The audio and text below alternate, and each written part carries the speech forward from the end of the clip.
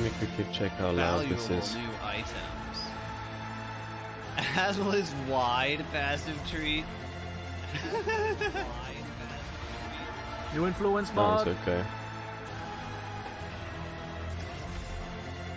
Alright. What? It's gonna be fun. I should do this.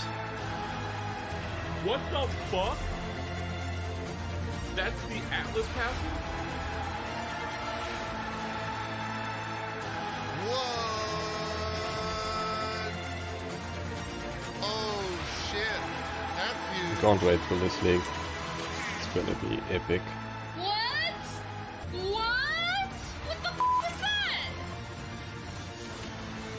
I'm glad they bleeped it out at least. What the fuck? Oh, they didn't bleep out that one. What the fuck? That one either. Atlas wide passive tree. What?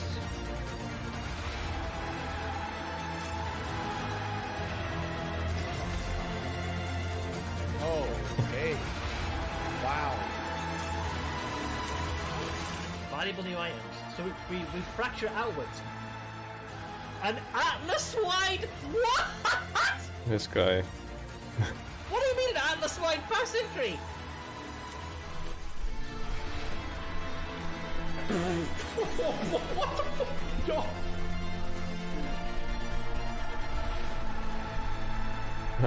Oh my god, yo! What the fuck? You can see he went pro streaming. Reactions are getting better.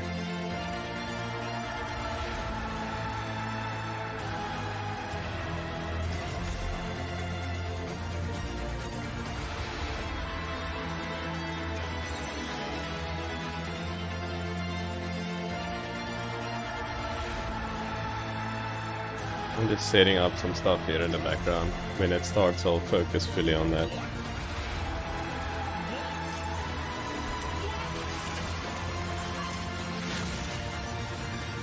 This means that we're saying goodbye to regional Atlas passive trees and hello to a single gigantic Atlas passive tree.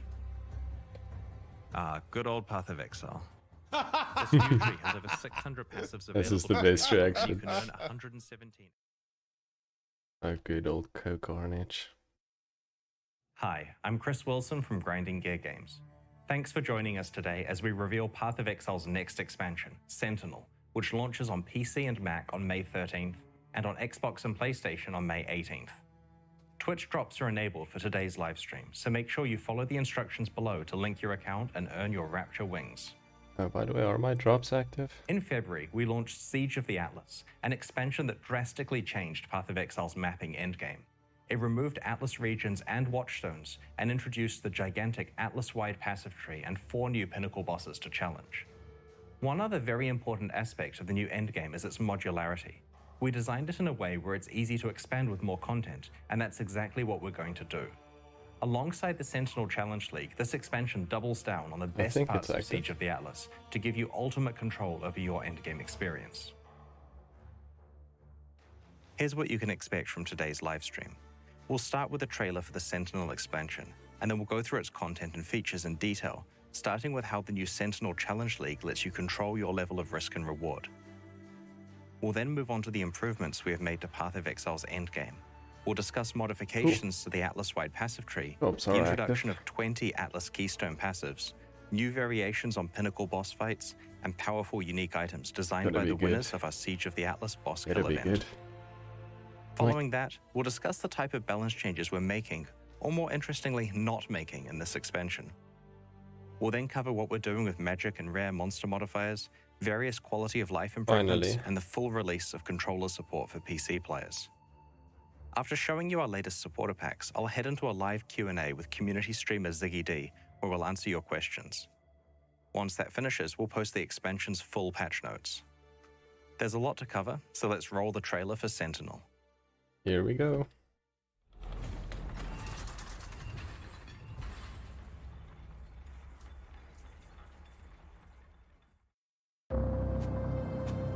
In the wake of your power, something has arisen. Dark Sentinels, hungry for a share. But these cruel constructs can be harnessed. Take them, bind them to your will. Okay, more stuff to pick up. Sounds good. Test and tinker, combine and reconfigure. Okay. And together, cool. you Speed. will find your fortune. Some Sentinels are powerful. Others are dangerous. What's the difference? But in a world with shifting stars, monstrous new threats, and valuable treasures, Bosses again. you will need What them. the hell?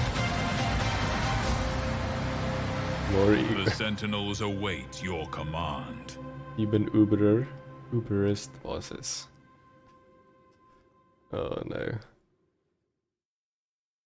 Pretty cool. Pretty cool. I'm sure you have a lot of questions, so let's get started with a full explanation of the upcoming Sentinel Challenge League. Sentinels are ancient constructs that have been unearthed across Rayclast. In this league, you will collect these Sentinels and attempt to harness their great power. But this symbiosis is not without risks.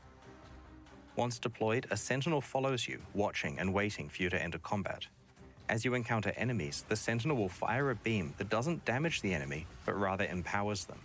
This not only amplifies the difficulty of the foe, but also the rewards that it yields. That's what you want. There are 3 classes of Sentinels that you will find as you kill monsters in this league. Stalker Sentinels will follow you for around 30 seconds, empowering dozens of monsters before they dissipate.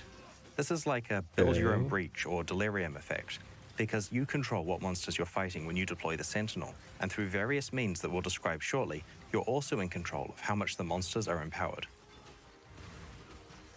In contrast to Stalker Sentinels, Pandemonium Sentinels are designed for mass area of effect, and typically only fire one shot.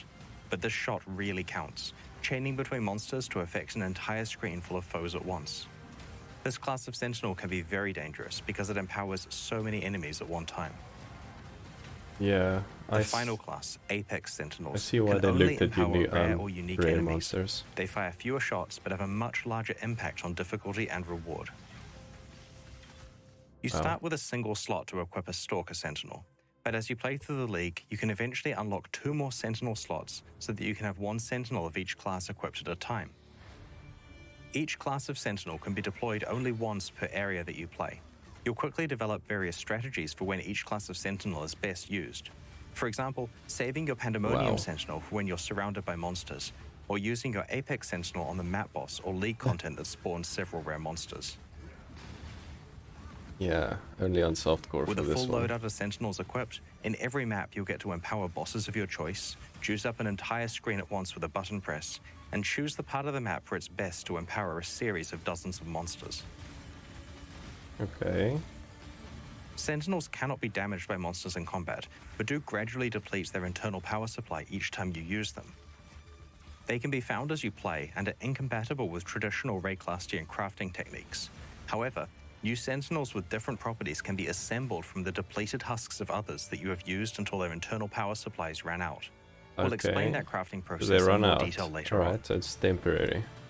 You can find magic Sentinels that have mods on them. These mods can augment the base properties of a Sentinel, extending its duration, making it empower monsters faster, increasing the number it can empower, or even the degree to which the monsters are empowered, It affecting does both have their monster difficulty and level as rewards. well.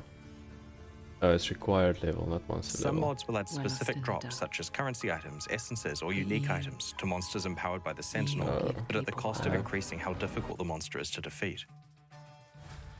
You can also occasionally find rare Sentinels that have more than 2 mods on them. These are generally quite a lot more powerful than normal or magic Sentinels if you find the right combination of mods.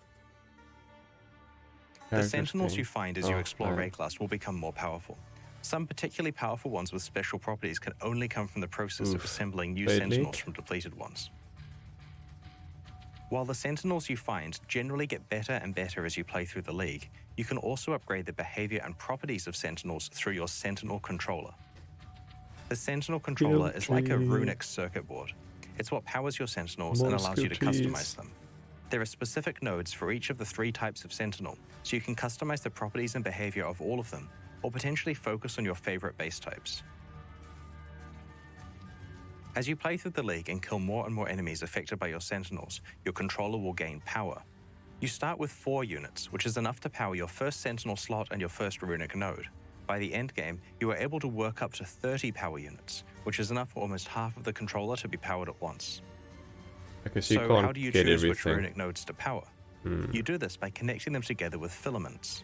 Power flows from the top of the circuit through the filaments until it is all in use by the nodes you have connected. You can set up filaments in advance and they'll automatically be used as more power becomes available. That's crazy. Moving it's filaments around has basically no a circuit cost. board. It's basically like a planning tool that gradually gets activated as you gain more power throughout the League. So you're not Crazy. locked into a specific plan and you can respec for free at any time. That's very, very cool. Some I powerful like runic that. nodes require 2 filaments and hence allocate more of your power when activated. Additional Sentinel slots for other types like Pandemonium and Apex Sentinels, for example, require 3 filaments and hence 3 power units each. While it's almost always best to have all 3 slots powered so you can use all 3 Sentinels per area, there are niche strategies where you want to unpower specific Sentinel slots in order to have more power for additional runic nodes, also that you can fully specialize in just 1 or 2 Sentinel types. Just to reiterate, you can change your allocation as much as you like, so feel free to experiment. Seems like there should or would be a This best powerful one here runic for node allows specific Pandemonium builds. Sentinels to be used an additional or time each content. area.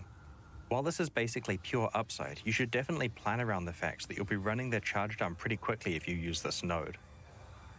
This runic node prevents your Stalker Sentinels from empowering normal rarity enemies. While this seems very powerful at first because you'll just be empowering magic, rare, or unique enemies that benefit greatly from the boost to item drops, you should be aware that unless you have a large source of special enemies, you'll be fighting against the flight duration of your Sentinels and will probably want to build around increasing their duration. While the Sentinel Controller lets you specialize how the different classes of Sentinels behave, it's generally not necessary to have to modify it for each new Sentinel that you equip. The runic nodes you have chosen represent your overall strategy for each class of Sentinel and rarely need to be tweaked if you swap one Sentinel for another. Okay. As you use Sentinels in combat across a number of So maps, they eventually run you out of don't charge and will become respec, depleted. basically. But they don't need to be thrown away when this You occurs. don't have to. You can find power cores that let you assemble a new Sentinel with a full charge.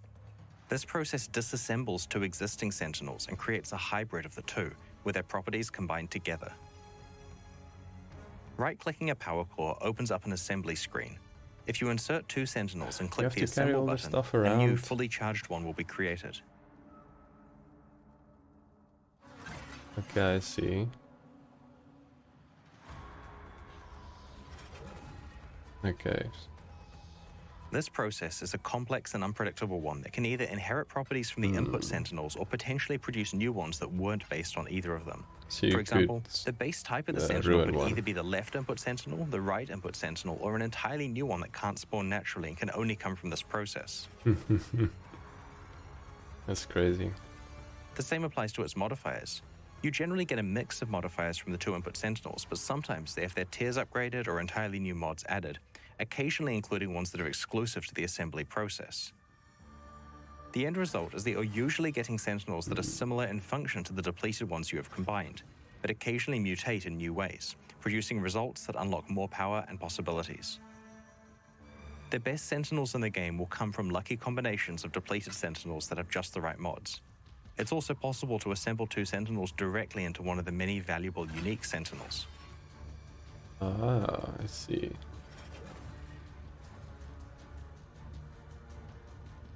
Very Specialized cool. power cores exist, which influence the assembly process to greatly increase the chances of various interesting outcomes occurring. They don't guarantee anything, but are absolutely worth considering if you're trying to hit unlikely assembly results. You may want Okay. to accumulate a small collection of currency depleted items. Sentinels so that you have options to assemble together. That's where the Sentinel Locker comes in. It's a free object that you can place in your hideout that allows you to store stacks of each of the Sentinel currency items, as well as a tab full of each of the 3 categories of Sentinel. I hope. You can also store Sentinels in regular stash tabs, and they can be freely traded with other players. I hope they The make the Sentinel stuff Locker's auto pick affinity up. for Sentinels will also work with regular stash tabs while this league is active. Oof. As I hinted at before, you can find or create unique Sentinels. These have powerful static properties, but because they cannot be combined with other Sentinels, there's no way to recharge them once they become depleted.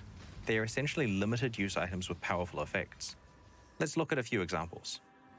First off, we have the Basilisk.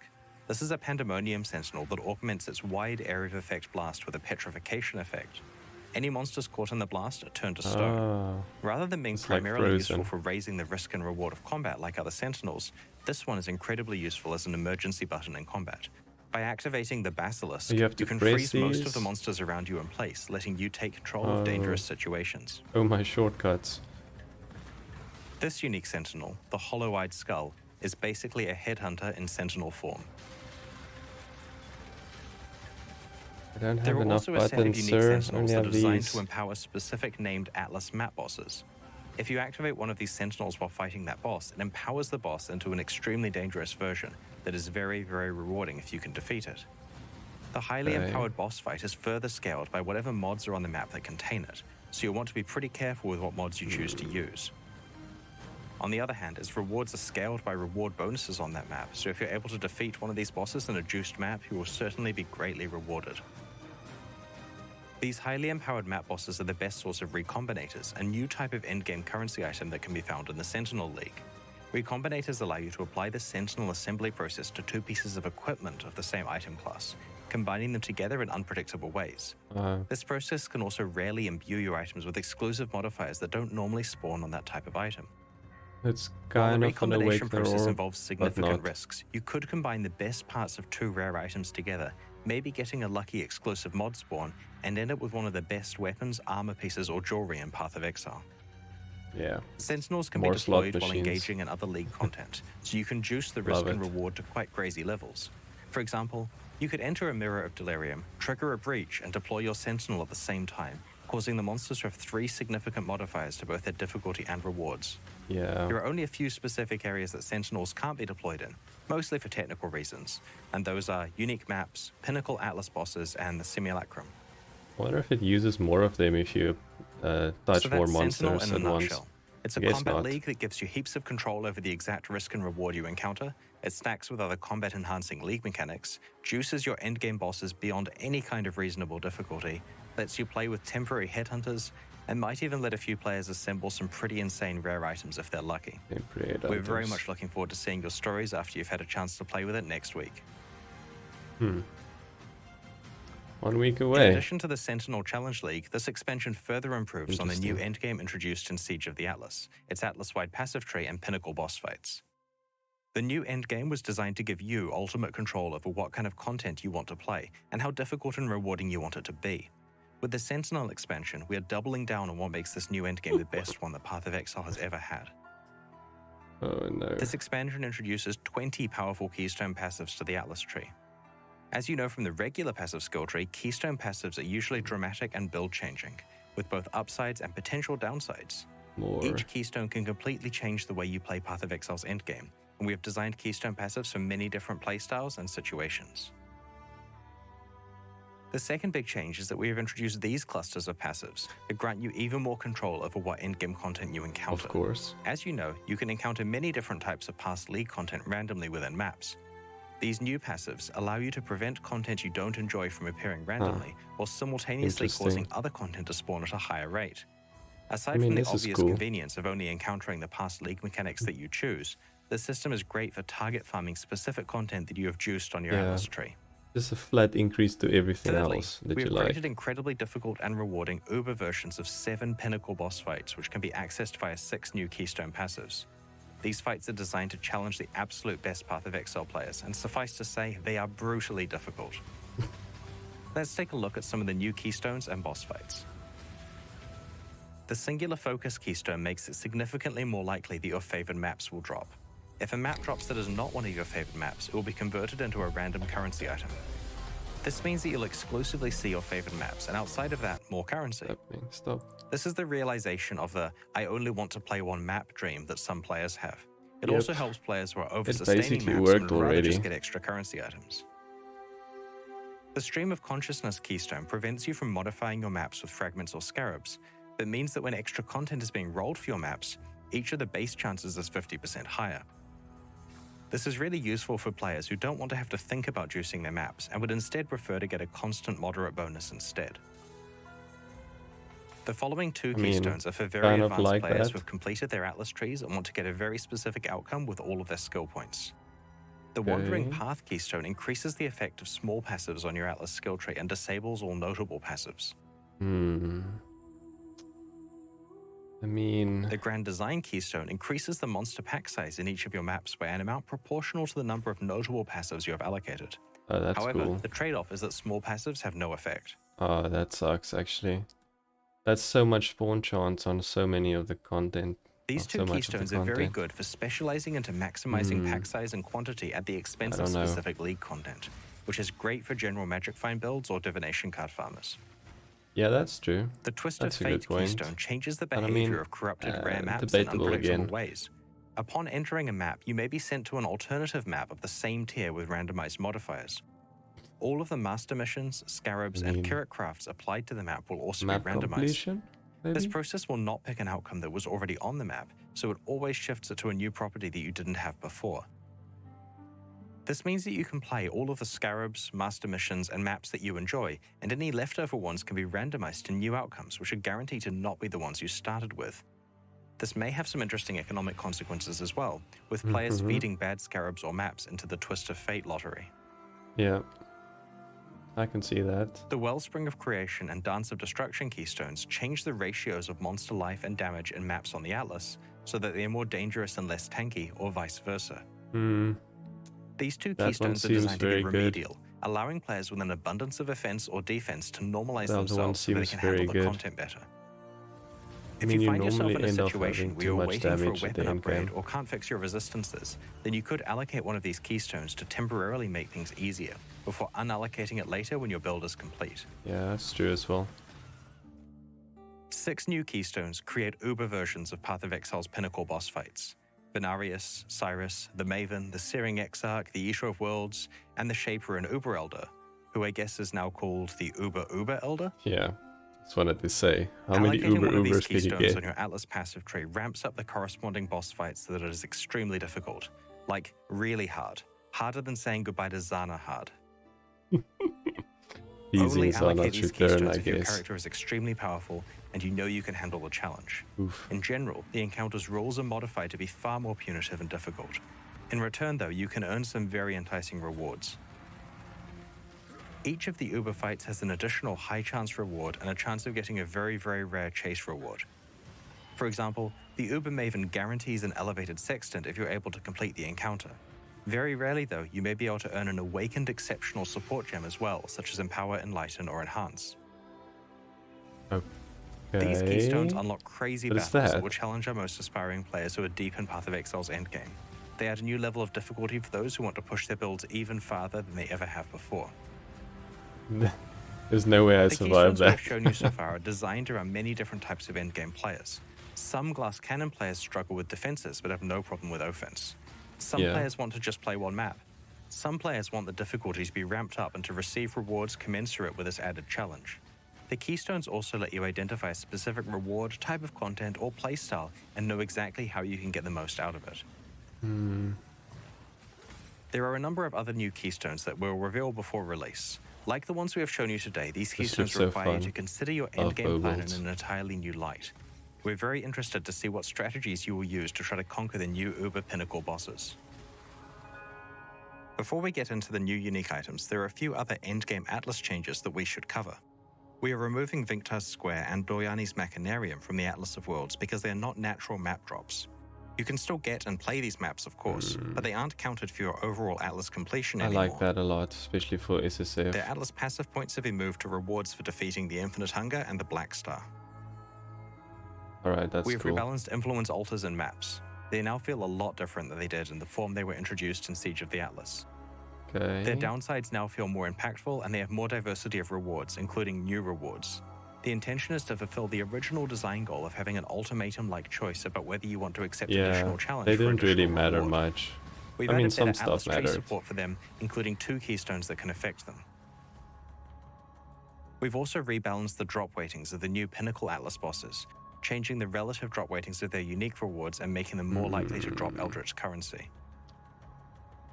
Currently, in Siege of the Atlas, Elder and Shaper Scarabs are basically worthless because their influence is worse than the free influence you can get from the Eater of Worlds and the Searing Exarch. Yes, that's sure, for sure In true. Sentinel, you can now apply multiple types of influence to one map, so you could have Eater of Worlds influence alongside a Shaper or That's Elder gonna be Scarab crazy, on a man. Conqueror map. Together, these three influences combined have a very large effect on that map, and this will make Elder and Shaper Scarab significantly more desirable. Yeah. I mean, I like that. It's just gonna The be start so point of crazy. encountering Shaper, Elder, or Conqueror influence and influence items has been raised to level 81 areas. We've also fixed an issue that was causing some players to skip playing most of the contents of maps. On the lower half of the Atlas passive tree, there were a lot of small skills that granted a 2% chance for the map boss to drop an additional map. This meant that it was possible to sustain maps by rushing to those bosses and ignoring every other monster in the map. We've retained I the didn't overall do that, bonus, but but have changed sure. it so the map drops from a random monster within the map rather than the boss. Why would they do that? I mean, We're also addressing an issue with the way that you acquire Maven boss now fight you just invitations. find them on the first Currently, it's monster and then possible that you leave. get hit with a bad streak of RNG and haven't found an invitation by the time you have enough bosses witnessed. You can now purchase these invitations from Kirak for a moderate price if you need to. Okay. At the launch of the Siege of the Atlas expansion, we hosted I a mean, competition that saw players racing to be I the never had first to kill issues Path getting of those. Exile's pinnacle bosses in hardcore solo self-found mode. The main prize for doing so was the ability to collaborate with us on the design of a unique item that would drop from a boss in Path of Exile's endgame. I have a frenzy. 5 of these uniques have been designed so far and will be featured in this expansion. The 6th one will be released once the winner has time to design it, very likely in 3.19. Cool. Call of the Void is a new cold-themed ring that was designed by Lighty and will drop from the Uber Elder. It causes It's all damage chill. to chill and causes chilled enemies to shatter on death, as though they were frozen. On top of this, chilled enemies deal less damage back to you based on the magnitude of the chill affecting them. The only drawback is that all incoming damage Okay. also chills you, but there are many ways to mitigate this, You and in just some be chill cases it's immune. beneficial to builds that utilize self-chill as part of some crazy combo. This ring is useful for a wide variety of different Bone endgame shatter builds. champs. Echoes of Creation is a new unique helmet also designed by Lighty, which will drop from the Shaper. It's Okay. designed for builds that use Warcries and grants an extra use before cooldown to Warcry skills that are socketed in the helmet. It also grants more damage to exerted attacks based on the number of Warcries affecting them, but causes you to take damage when you use these attacks. Warcry build? The self-damage number looks really scary, but it can be mitigated by various mechanics such as armor, endurance charges, and life Oof, recovery. that looks scary. This powerful niche helmet is ideal for characters that try to use as many Warcries as they can. So what bone shatter build? The third Lighty unique being introduced is the Burden of Truth, Lighty won a everything, unique belt didn't which it? will drop from Cyrus. Broadly speaking, this belt encourages you to have healthy energy shield and life pools and helps you to achieve this by granting you additional energy shield based on a percentage of your maximum life value. The belt both lets some portion of chaos damage hit your energy shield, but also causes some non-chaos damage to bypass your energy shield like it was chaos damage. What is Supreme This is often an Cascade? upside because splitting Or- damage over both sorry, life and not energy shield Cascade. lets you recover both simultaneously. Decadence. The Supreme Decadence Keystone that this belt grants, which is previously restricted to timeless jewels, causes your life flasks to apply to both your life and energy shield at a reduced rate. Very cool. Overall, this belt is extremely powerful for characters who can build to have a decent energy shield pool while also using life flasks Wouldn't- appropriately. Inquisitor be overpowered of this? The 4th new item that we're featuring today was created by Waggle. It's an amulet called the Eternal Struggle, which will drop from either the Infinite Hunger or the Black Star. The amulet has a pair of Eldritch mods, and the one that is dominant will be based on which of the bosses dropped it. The dominant mod also controls whether the Okay. amulet gives a Malignant Madness or Culling Strike bonus. You'll need to work out which of the 2 bosses to farm based on which half of the amulet you want to activate. The final unique we're Interesting. showcasing today was designed by Steel Mage. I need to It's a read that unique again. jewel that drops from the Maven. The jewel refers to a random keystone on your passive skill tree and enables you to be able to allocate passives within a radius around that keystone without them being connected to the rest of the tree. While the keystone itself cannot be allocated, crazy. this jewel allows you to jump across great distances That's on the real passive tree crazy. in a very That's gonna skill be point so efficient way. chase. Wow. In addition to these uniques that have crazy. come from the boss kill competition, we have added new unique items to the Uber Pinnacle boss fights that can be accessed through some of the new Keystone Passives. These include a different variation of Thread of Hope that can drop from Uber Cyrus, a new unique jewel which can drop from the Uber Shaper, and special Forbidden Flame and Forbidden Flesh jewels which can roll exclusive Ascendancy notable passives that are not available anywhere else in the game. You'll notice that our last endgame expansion was just 3 months ago, and we're already extending the endgame even further. This is our plan for every expansion leading up to the release of Path of Exile 2. So they're gonna have Rather than having a much Uber bigger Elder. annual expansion, we plan to add as many endgame improvements into each quarterly expansion as we can, alongside its new challenge league, so that there are new challenges to overcome every time you come back to Path of Exile. One of the subtle but important aspects of our plan is to keep adding powerful new chase rewards to Path of Exile's endgame, so I like there are that a always lot. new reasons to complete aspirational content. That's very The good. boss kill competitions are great because they not only create these rewards, but also immortalize the achievements of some of Path of Exile's best players. We're going to run another boss kill competition at the launch of Sentinel. This time, players will have to defeat the Uber versions of boss fights that are unlocked by the special Keystone Passives. That's gonna be cool we'll to post watch. full information in the lead up to release. That's gonna be very cool to watch. We're going to try something new with character I'm not balance gonna in do this that there. expansion. We're intentionally making no changes to character power. That means no nerfs, no buffs, nothing. Every single build and build guide made for Siege of the Atlas will work exactly the same in Sentinel. You can start planning your league starter right now with full confidence about exactly how it's going to play. That's However, cool. build exploration is still required in 3.18. Sentinel introduces many difficult challenges, both in the Challenge League itself and in the endgame content. And you're going to have to work out a plan to create characters that are able to handle this content. But at this release, you can hit the ground running, knowing with confidence which builds are a good starting point for you. So they haven't We changed don't intend to the do this overpower character stuff? balance freeze every release. For example, 3.19 definitely contains planned changes to character balance. Okay, I Even though guess. there are no character balance changes in 3.18 though, we have still made some changes to actual game content. For example, let's talk about the changes to monster modifiers. Yeah, please do, Magic especially and with rare these monsters new in Path league of Exile things. get a lot of their power from their modifiers. We came up with the majority of the monster mods over a decade ago, and only substantially added to them with the introduction of the Nemesis and Bloodlines leagues in 2013 and 2014. These mods are unfortunately showing their age. That's a Many of them crazy are mod unimpactful, on and it's that quite hard guy. to quickly read their descriptions in the heat of combat. What we need is a new set of mods that are highly impactful in combat, keyworded with 1 to 2 colored words that are easy to read at a glance, and capable of producing dangerous combinations. This is exactly what we designed the Arch Nemesis mods to be, a replacement for the core monster mod but pool. I mean, how is new From people 3.18 supposed to onwards, know what all it means? previous monster mods have been replaced by Arch Nemesis mods. No other part of the Arch Nemesis League has been retained, so there's no more inventory or recipe management. Magic monsters have 1 Arch Nemesis mod shared across their pack, and rare monsters typically have 2 mods. However, it's possible to encounter rare monsters with 3 or even 4 Arch Nemesis mods on them. But that thing will Combinations of kill you multiple with those synergistic mods mods. can create quite interesting situations in That combat. thing will, yeah. For example, if you encounter a monster with both Storm Strider and Ice Prison, the Ice Prison may block you off so that you are more likely to run into the lightning mirages from the That Storm doesn't Strider sound mod. fun at all. Doesn't sound We've fun. done a balance pass over the Arch Nemesis mods before making I them thought core. they would nerf Some have this. certainly had their power reduced, particularly when applied to magic monsters. We have also changed how monster experience and drops are calculated, so it's now far more about the difficulty of the mods than about the Looks real proportional difficult. size of the monster. Various Nemesis and Bloodlines modifiers that were not represented in the Arch Nemesis mod pool have been added in different ways. I mean, Part of Exile's I don't know challenge how I system has feel about remained the that. same for the last 21 leagues. I have to see, I For guess. Sentinel, we had a look at whether there were any easy ways we could update it based on what we have learned over the last 6 years. Our plan is to retain the model of 40 challenges with rewards that unlock as you progress through them, but with a goal of providing substantially more challenge to endgame players and substantially more rewards to go with it, of course. In order to achieve this, we have crunched down the easier challenges so that the first reward unlocks after only 6 and the second at 12. These Okay, are I like equivalent in that. difficulty to For 12 new and people 24 especially. challenges from the old system, respectively. This change gives us a lot more space to ramp up to some incredibly difficult challenges towards the end, which will take a lot of time and skill to complete. I guess There are that's now 10 fine. different rewards you can unlock, which comprise 2 complete armor sets, each with a pair of wings. 10? But be warned, the challenges you must complete are much, much harder than any that we have ever set you before.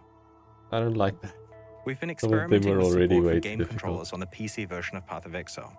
During the Arch Nemesis League, we began a beta for controller support and have Wow. been making improvements based on your suggestions and feedback. We're pleased to announce that controller support on PC will officially launch alongside the Sentinel expansion. How will This you have also the means that Path of buttons? Exile is now fully playable on the Steam Deck for those of you who are lucky enough to have one so far. It sounds like a joke about them getting stolen. Alongside finishing controller support for PC, we've also done a push on various small quality of life features in this expansion, which we'll reveal over the coming days. An example is that you can now choose whether your hideout portals can be accessed by one of 4 options: everyone, your friends, your guild members, or no one. We have also improved how favorite Very maps nice are for selected on trading. the atlas. Rather than having to click on the map on the atlas for every slot, you can instead click Oh, on one of your that's existing favorite maps to quickly quality of copy it to the life. new slot. This makes it a lot faster to favor Yeah. many instances of the same map at once. Very cool. There are Like plenty that. more small QOL features crammed into Sentinel, and we'll cover these over the week leading up to release. Cool, I like those. Early in the Arch Nemesis League, we debuted Kerrick's Vault Pass. Purchasing this pass grants you access to Kerrick's Vault, where I you don't can know claim about this exclusive one. unique item skins as you complete map bonus objectives in the Atlas endgame. The Vault Pass for the Arch Nemesis League is only available for a few more days and will leave the store forever when this league ends. Okay, There's no great. penalty for purchasing the pass late in the league after you've wrapped up your map completion.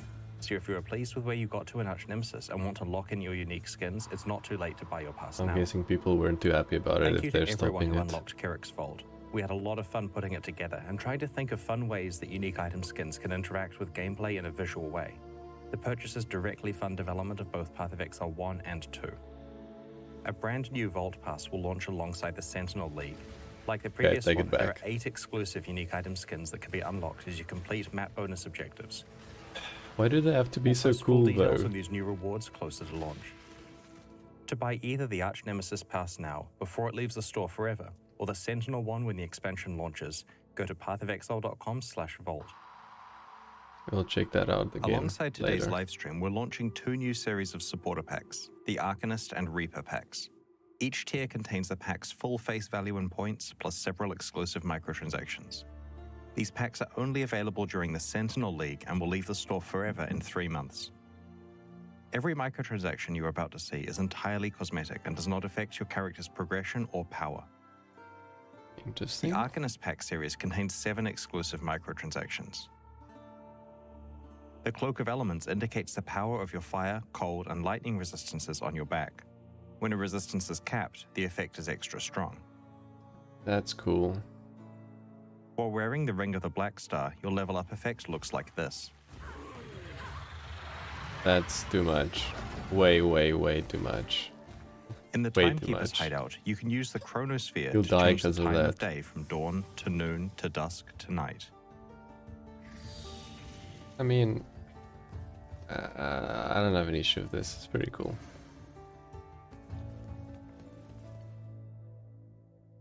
With Chevron's tome on your belt, identifying items will cause exploding books to appear nearby. It's The Mage over Blue the map top. device blossoms with greater intensity as you open higher tier maps. Okay, that's really cool. I gotta say. I like that. They should have more With the variations. soul-stunning of weapon that. effect attached to your weapon, any attacks that stun will cause your enemies to have an out-of-body experience. That's cool.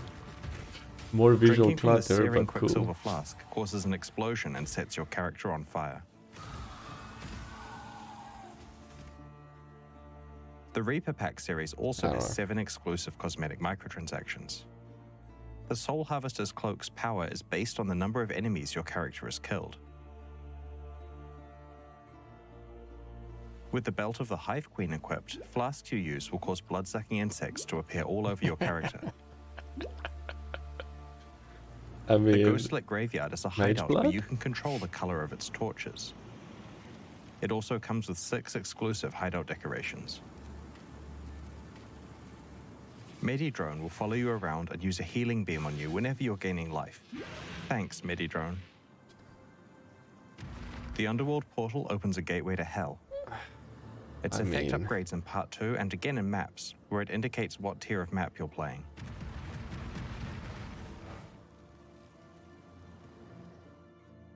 While wearing the Okay. Ring of the Exorcist, any spells you cast will exorcise the ghosts of your enemies if you crit. While using the Grim Reaper apparition, the Reaper will appear and cull any unique or rare enemies you slay. As I mentioned before, these packs are exclusive to the Sentinel League and will leave the store in 3 months. They're available right now at pathofexile.com/purchase, and they directly fund the ongoing development of Path of Exile 2 and Path of Exile 1 expansions like Sentinel. We greatly appreciate your support. Getting very elaborate, these micros. Thanks for joining us and checking out today's reveals. We can't wait to see you in Rayclast on May 13th. We'll begin the Q&A in a few moments, so please get your questions ready in chat. Chat. Let's forward a little bit.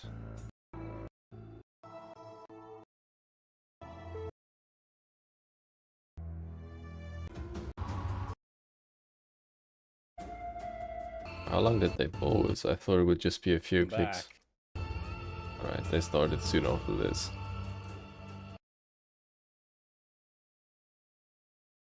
G'day Exiles, and welcome back.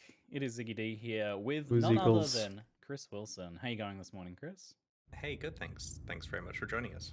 Thanks for hosting another Q&A and having me on to ask you some questions. Always a pleasure. Is he wearing the I same think we shirt have as to straight away he jump did into from the announcement? last part. This is completely different to my planned order of events here, but does the Medi drone actually heal you? Everyone was like, pay to win in chat.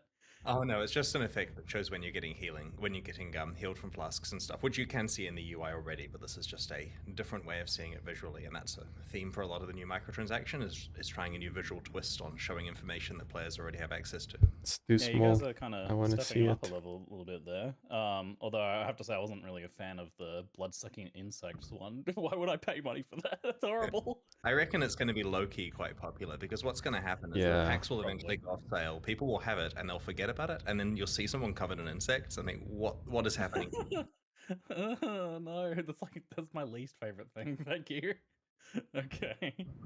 So I thought we'd kick things off actually Okay. with Sentinel first. And I wanted to ask what inspirations led to us having a cute little drone league this time around.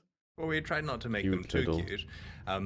So our motivation here was that we wanted to have a combat mechanic that was kind of like a build your own breach kind of thing, something where you can take combat with you and it doesn't interrupt the flow of gameplay. BYOB? You know, normally when you're playing like Breach your or own Delirium, breach? there's a point in the map where we say now it's time for there to be some dynamic combat stuff. And so here we thought, what if we make a mechanic where several different times during a map the player can choose the right time that they get to deploy their Sentinel and have juiced up combat for a while.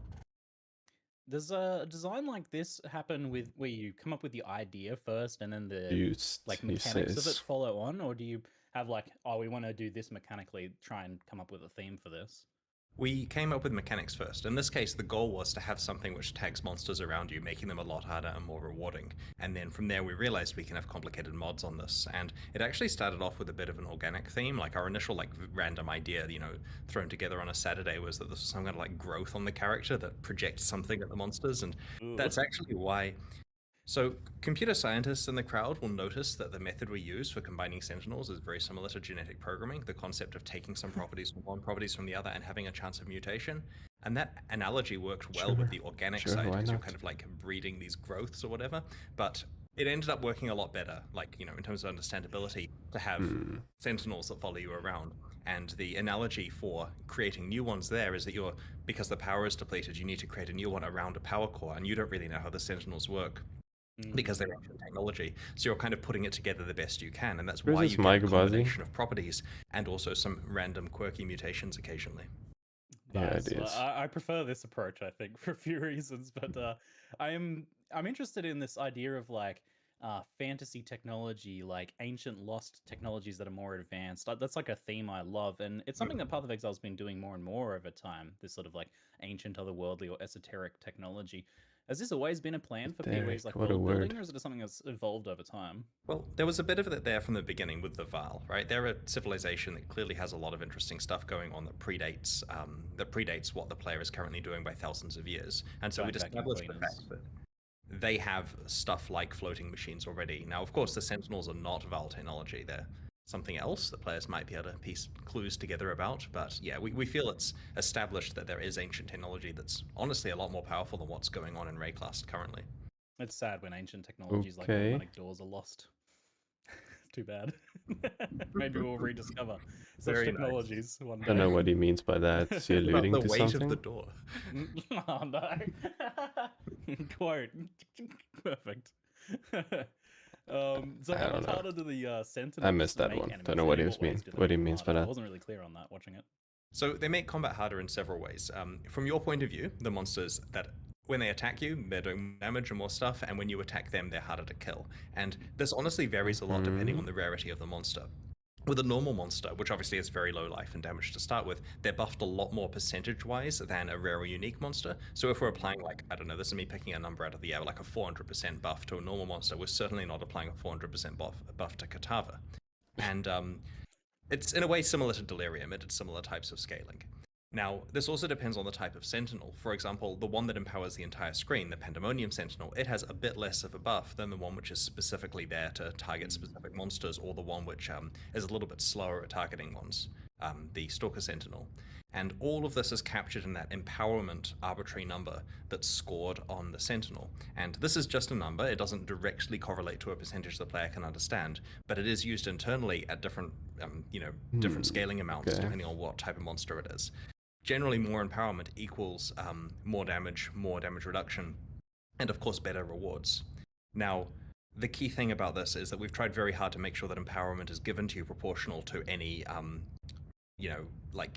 extra bonuses and stuff you're getting. So it's like with maps where you get pack size and quantity and that kind of thing as you put harder and harder mods on the maps. The same thing is true for your Sentinels, that as you make better and better ones, they'll proportionally get better empowerment to go with it. Okay.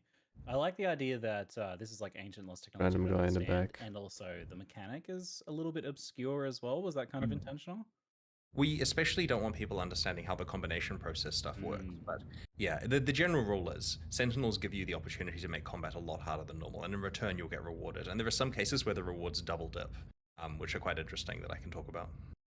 People sorting through like the game code to better understand mechanics like this has been a thing for as long as Path of Exile's been a thing. But how do you? He just offered to talk about it. Let him talk about it. Obscurity in a system like this. Well, from a crafting point of view, the rules are all server-side, so we can come up with complicated random things on the server and hope people can't reverse engineer it.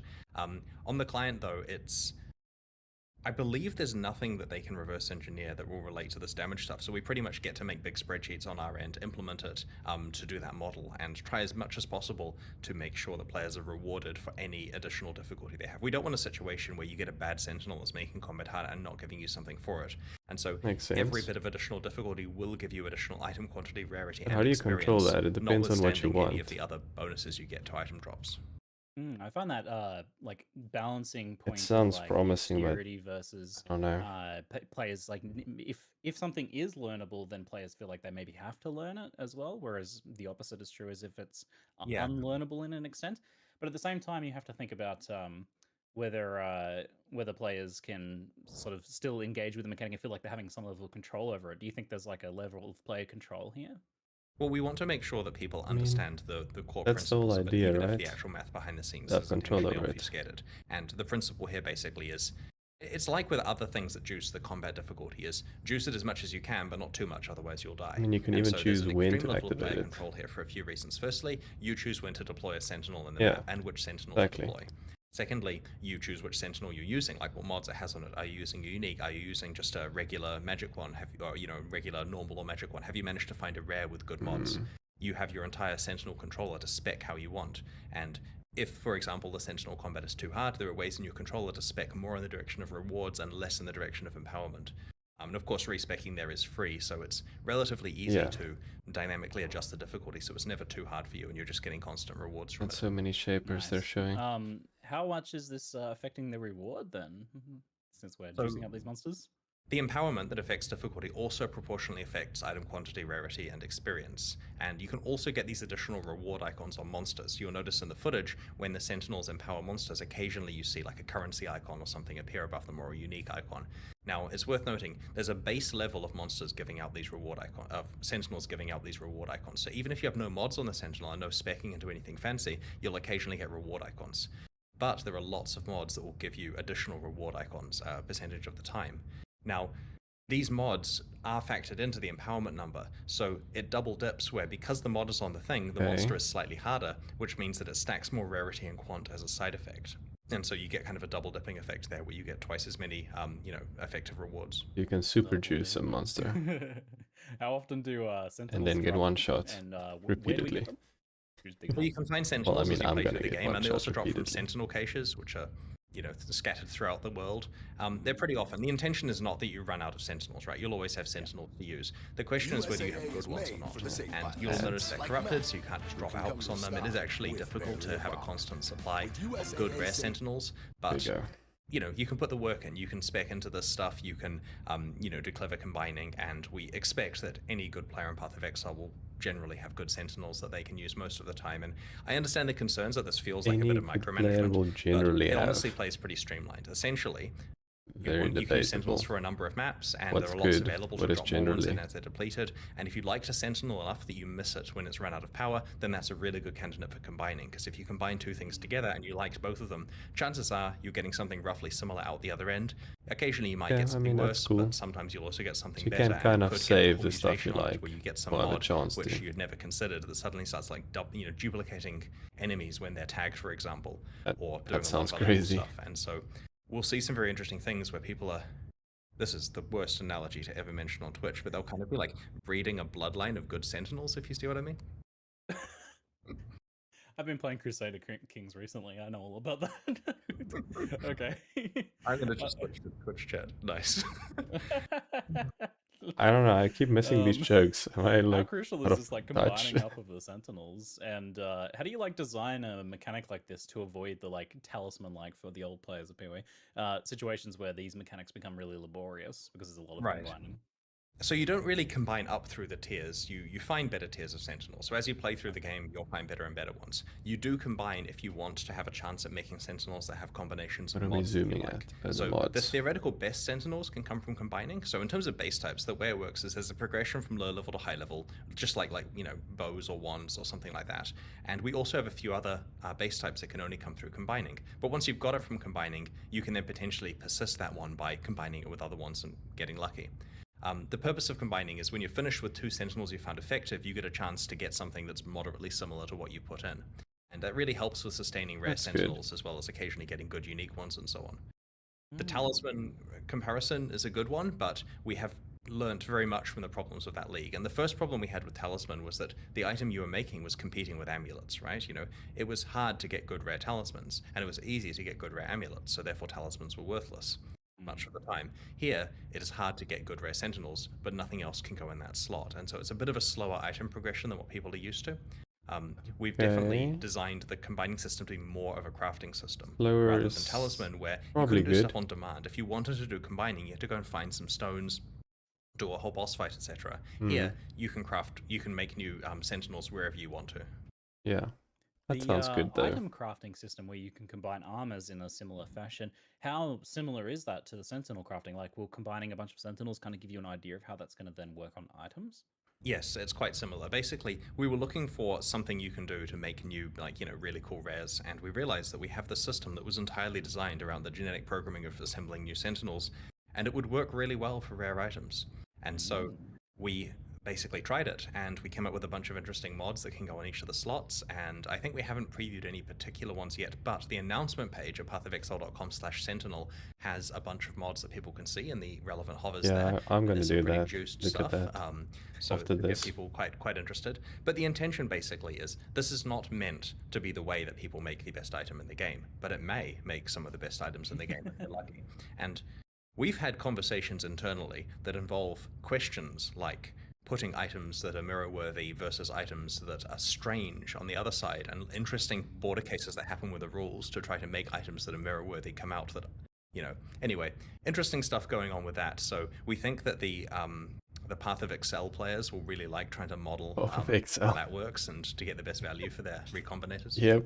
That's me every time I craft anything in PoE. This won't make the best item in the game, but it may. Yeah.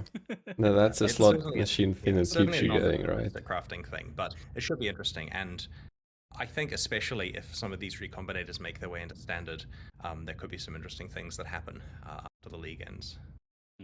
Are there any like hard rules with this recombinator thing, like for getting the specific modifiers, or is it just kind of going to be like very hard to understand? I want to see more about the recombinator. I'll be more specific about roughly how this works, and this is probably the most information you're getting, right? Please do. So you put two items in, and it's going to pick one of the two base types. So, for example, it'll Okay, pick left or like the an right. Now, Awakener with Sentinels, it has a chance to mutate the base Kind type of. into a special one or to create a unique. We don't want the recombination process for your equipment to necessarily just randomly change the base type on you or to turn into a unique, because honestly, sometimes that's going to be worth less than the items you put in. So once it's picked a base type, for Sentinels, it uses that base type, and for your items, it retains all the properties of that core base type. For example, any enchants you've got on it, any sockets, corrupted status, implicits, all of that stuff. You know, catalysts or whatever. This You all could gets change dragged along unusable with 6 link whichever into a base type usable was one, selected. maybe. Then for the explicit mod selection, Well, it this is if basically puts that's everything in a pool and something. selects some subset of it. So you get some mods from one of the items, some mods from the other. Mm-hmm. Sometimes you're unlucky and get way fewer mods than you started with. Sometimes you're lucky and get a whole bunch of good ones you liked. Then there's a chance for various things to occur, like it randomly tinkering with the tiers of the mods or rerolling values. And of course, it can add special mods, basically the mutation outcomes from a special pool. And that's where the really good Sentinel stuff is. You really want to get that available in the pool of stuff that you're combining, because then you get some really, really powerful Sentinels. Obviously, relatively optional, of course. The Sentinels work well without those mods, but they're a lot more powerful with them. And the same is true for regular rare items. If you are doing this basically recombination lottery, you get the ability to get, like, you know, Keystones on body armors and that kind of stuff, which could be pretty useful for some builds. Fun. That does sound like a lot of fun. This is Back to confusing. gameplay on Sentinel for a little Having bit. Chris everywhere. What's to stop players from using a Sentinel on a boss like right before it dies to subvert the challenge? Right, so basically when a monster is empowered, it is fully healed. And most of the time, Sentinels empower monsters before you get a chance to get to that monster, and so there's no problem whatsoever. If you were to, you know, try to cheese a boss down to low life and then bring your Sentinel out, then yes, you do have to fight it again. It's worth noting, by the way, one of the pieces of consistent feedback we've had internally when people first see our promotional material before they've played the league is they say, well, with Path of Exile clear speed what it is, this is going to be so lame because the Sentinels are slow at tagging monsters and therefore I have to wait for them all the time. When they play the league, they realize it's very, very easy to spec into a Sentinels are very fast at tagging monsters and chain through monsters, and you get multiple beams, multiple chains, lots of tagging speed. Yeah, it's always and generally speaking, we've tested on very fast map characters, and if you spec correctly, there's no problem whatsoever with yeah, it's always when they show stuff, they go slow, so you can hit a whole screen at once. So you can the other see, thing to note is, obviously, and this is something that we didn't really emphasize there, is the Sentinels tag up to a specific number of monsters. So this means the one that tags a whole screen, you don't need to go and grab the entire map. Like, you don't have to have this lame playstyle where you pull the whole map to one place and then hit go to get everything tagged. It does have a limit. And this also means that as long as you're killing fast enough and the Sentinel's tagging stuff fast enough that you use its full limit, then it doesn't really matter if it misses hitting a couple of monsters due to you being so OP, because you'll still get full value out of that Sentinel. Okay. How does co-op work in Sentinel? I'm always interested in this question. So basically with co-op, we've tried really hard to make sure that it doesn't penalize players. Both players can use their Sentinels in a map. A monster can only be tagged by only empowered by one Sentinel at once, but they can tag more monsters in an instance. When we're doing leagues, we try very hard to make sure nowadays that you're not in any way penalized for being in a party. So that sounds technically fine. speaking, yes, playing in a party would let you tag an awful lot of monsters. Yeah, that's. That sounds fair to me. It would only be like the map creator or something, but I like that a lot more. There's some good griefing opportunities where, like, your guy you're playing with is waiting to tag the map boss with an Apex Sentinel, so you just hit your Pandemonium one faster than him and just tag the map boss with really quick fun. This is immediately what comes to mind for me. That's fine though, because like if you're playing in a party, you should be like trying to work together, and if you're not, well, are you sure? My first experience with multiplayer Diablo 2 was we were killing Always Duriel brings in a up public Diablo battle or league, and this is something. back like 22 years ago, and I'm playing an Amazon. So Duriel dies, drops Worm Skull, grab it as fast as I can, and the Necro says, "Who got that?" And I say nothing. So that's the history behind multiplayer play for me. Okay, yeah, that's fair. Oh, that's why we have being able to He's a kill each thief. other at the band. I'm joking. Honestly, yeah, it's nice for there to be some sharp edges occasionally. Yeah, Edges.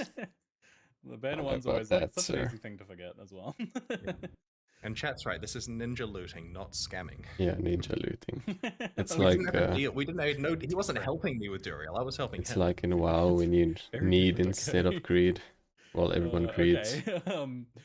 With league mechanics like this, when they're itemized in some way, it inevitably comes up. You have to make a decision about whether they're tradable or not. Mm-hmm. So what keeping things tradable is often much more in the spirit of Path of Exile, I find.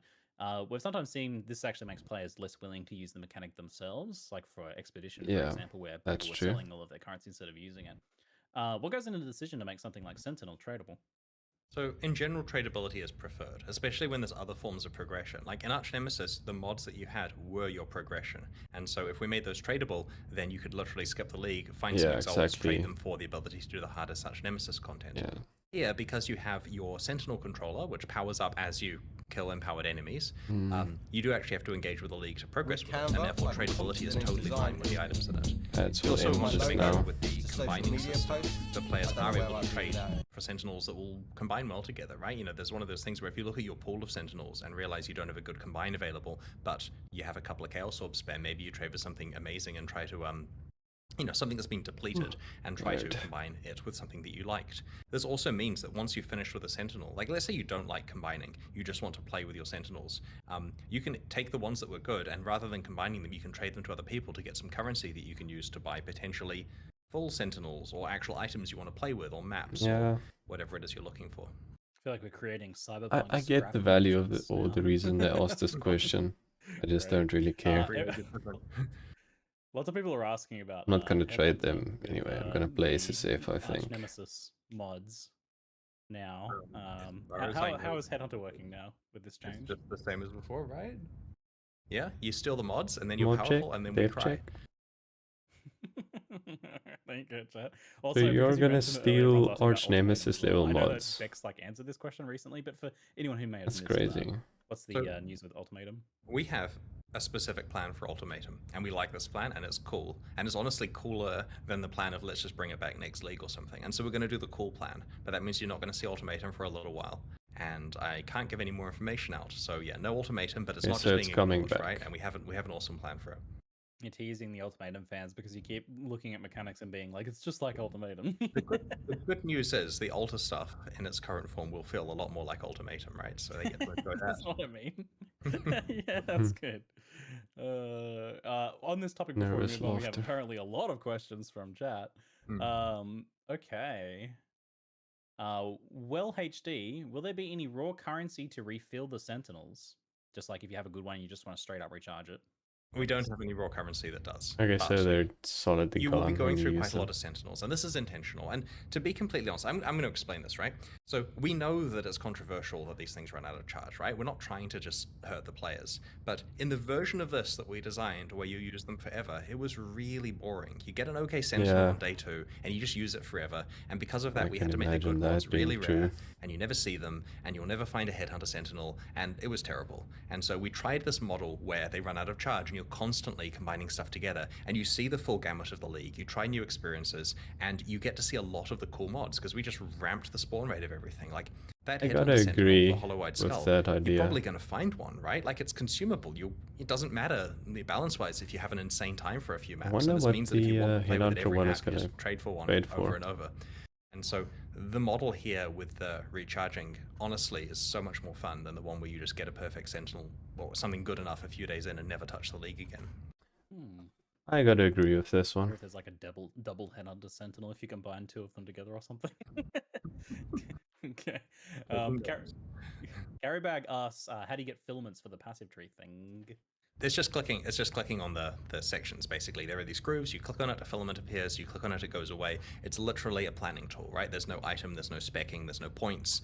Basically, you have an amount of power that will flow through the filaments, wherever you've marked you want the power to go. And so basically, you could Google and find the best filament guide and spec it in on the first day and leave it and never open the panel again for the entire league, and it will magically fill up with power as you level up your Sentinel controller.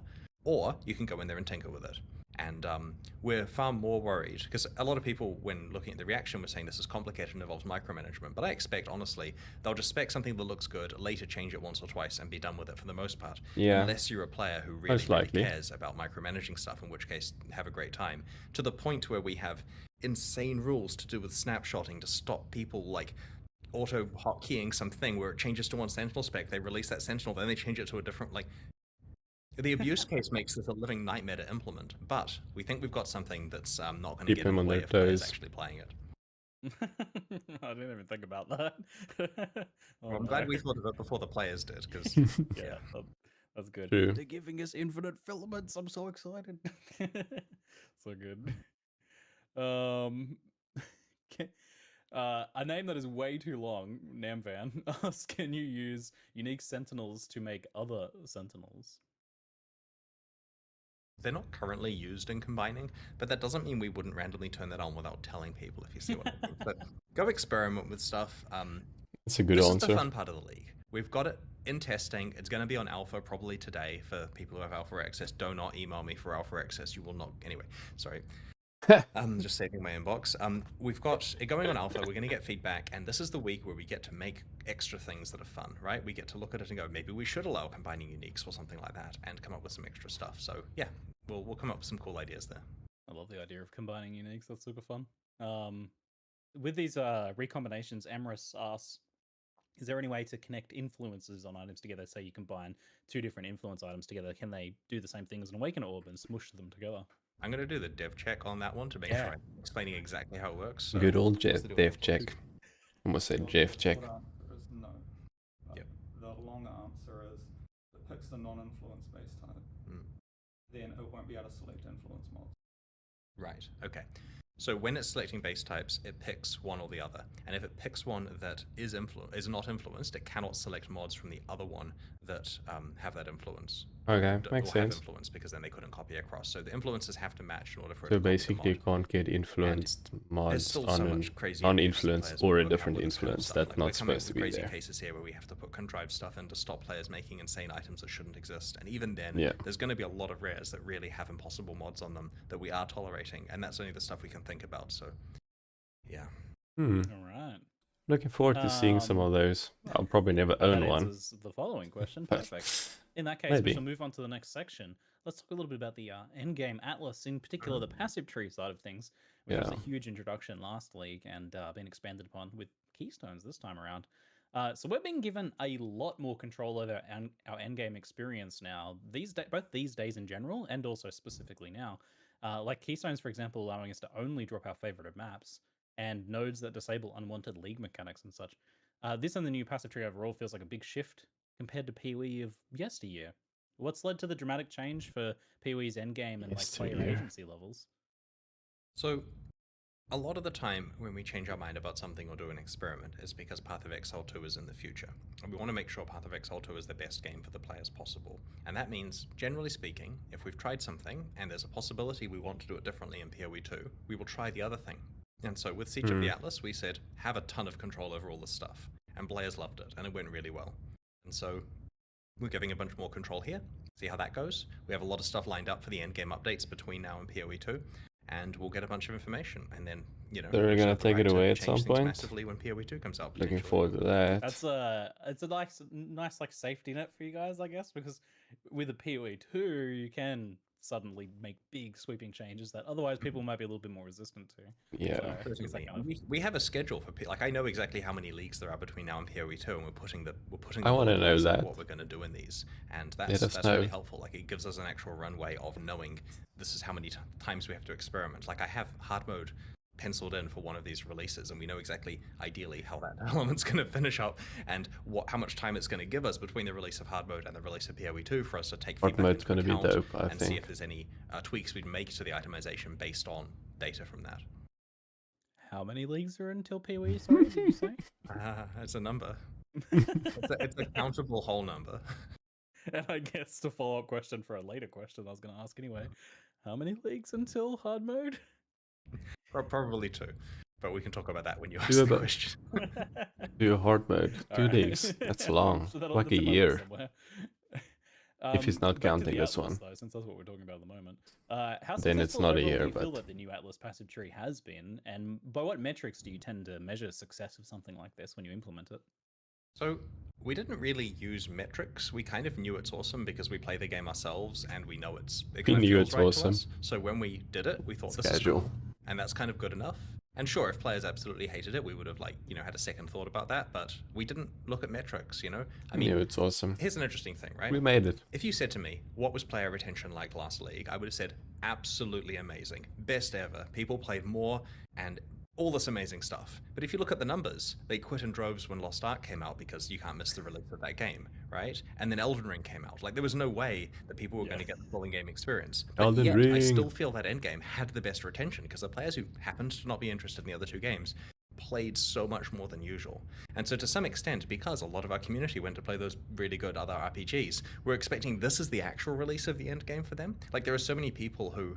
And we're ignoring the fact that the Underworld Portal comes out in a few weeks, by the way, guys. That's not a game. We're going to play Path of Exile.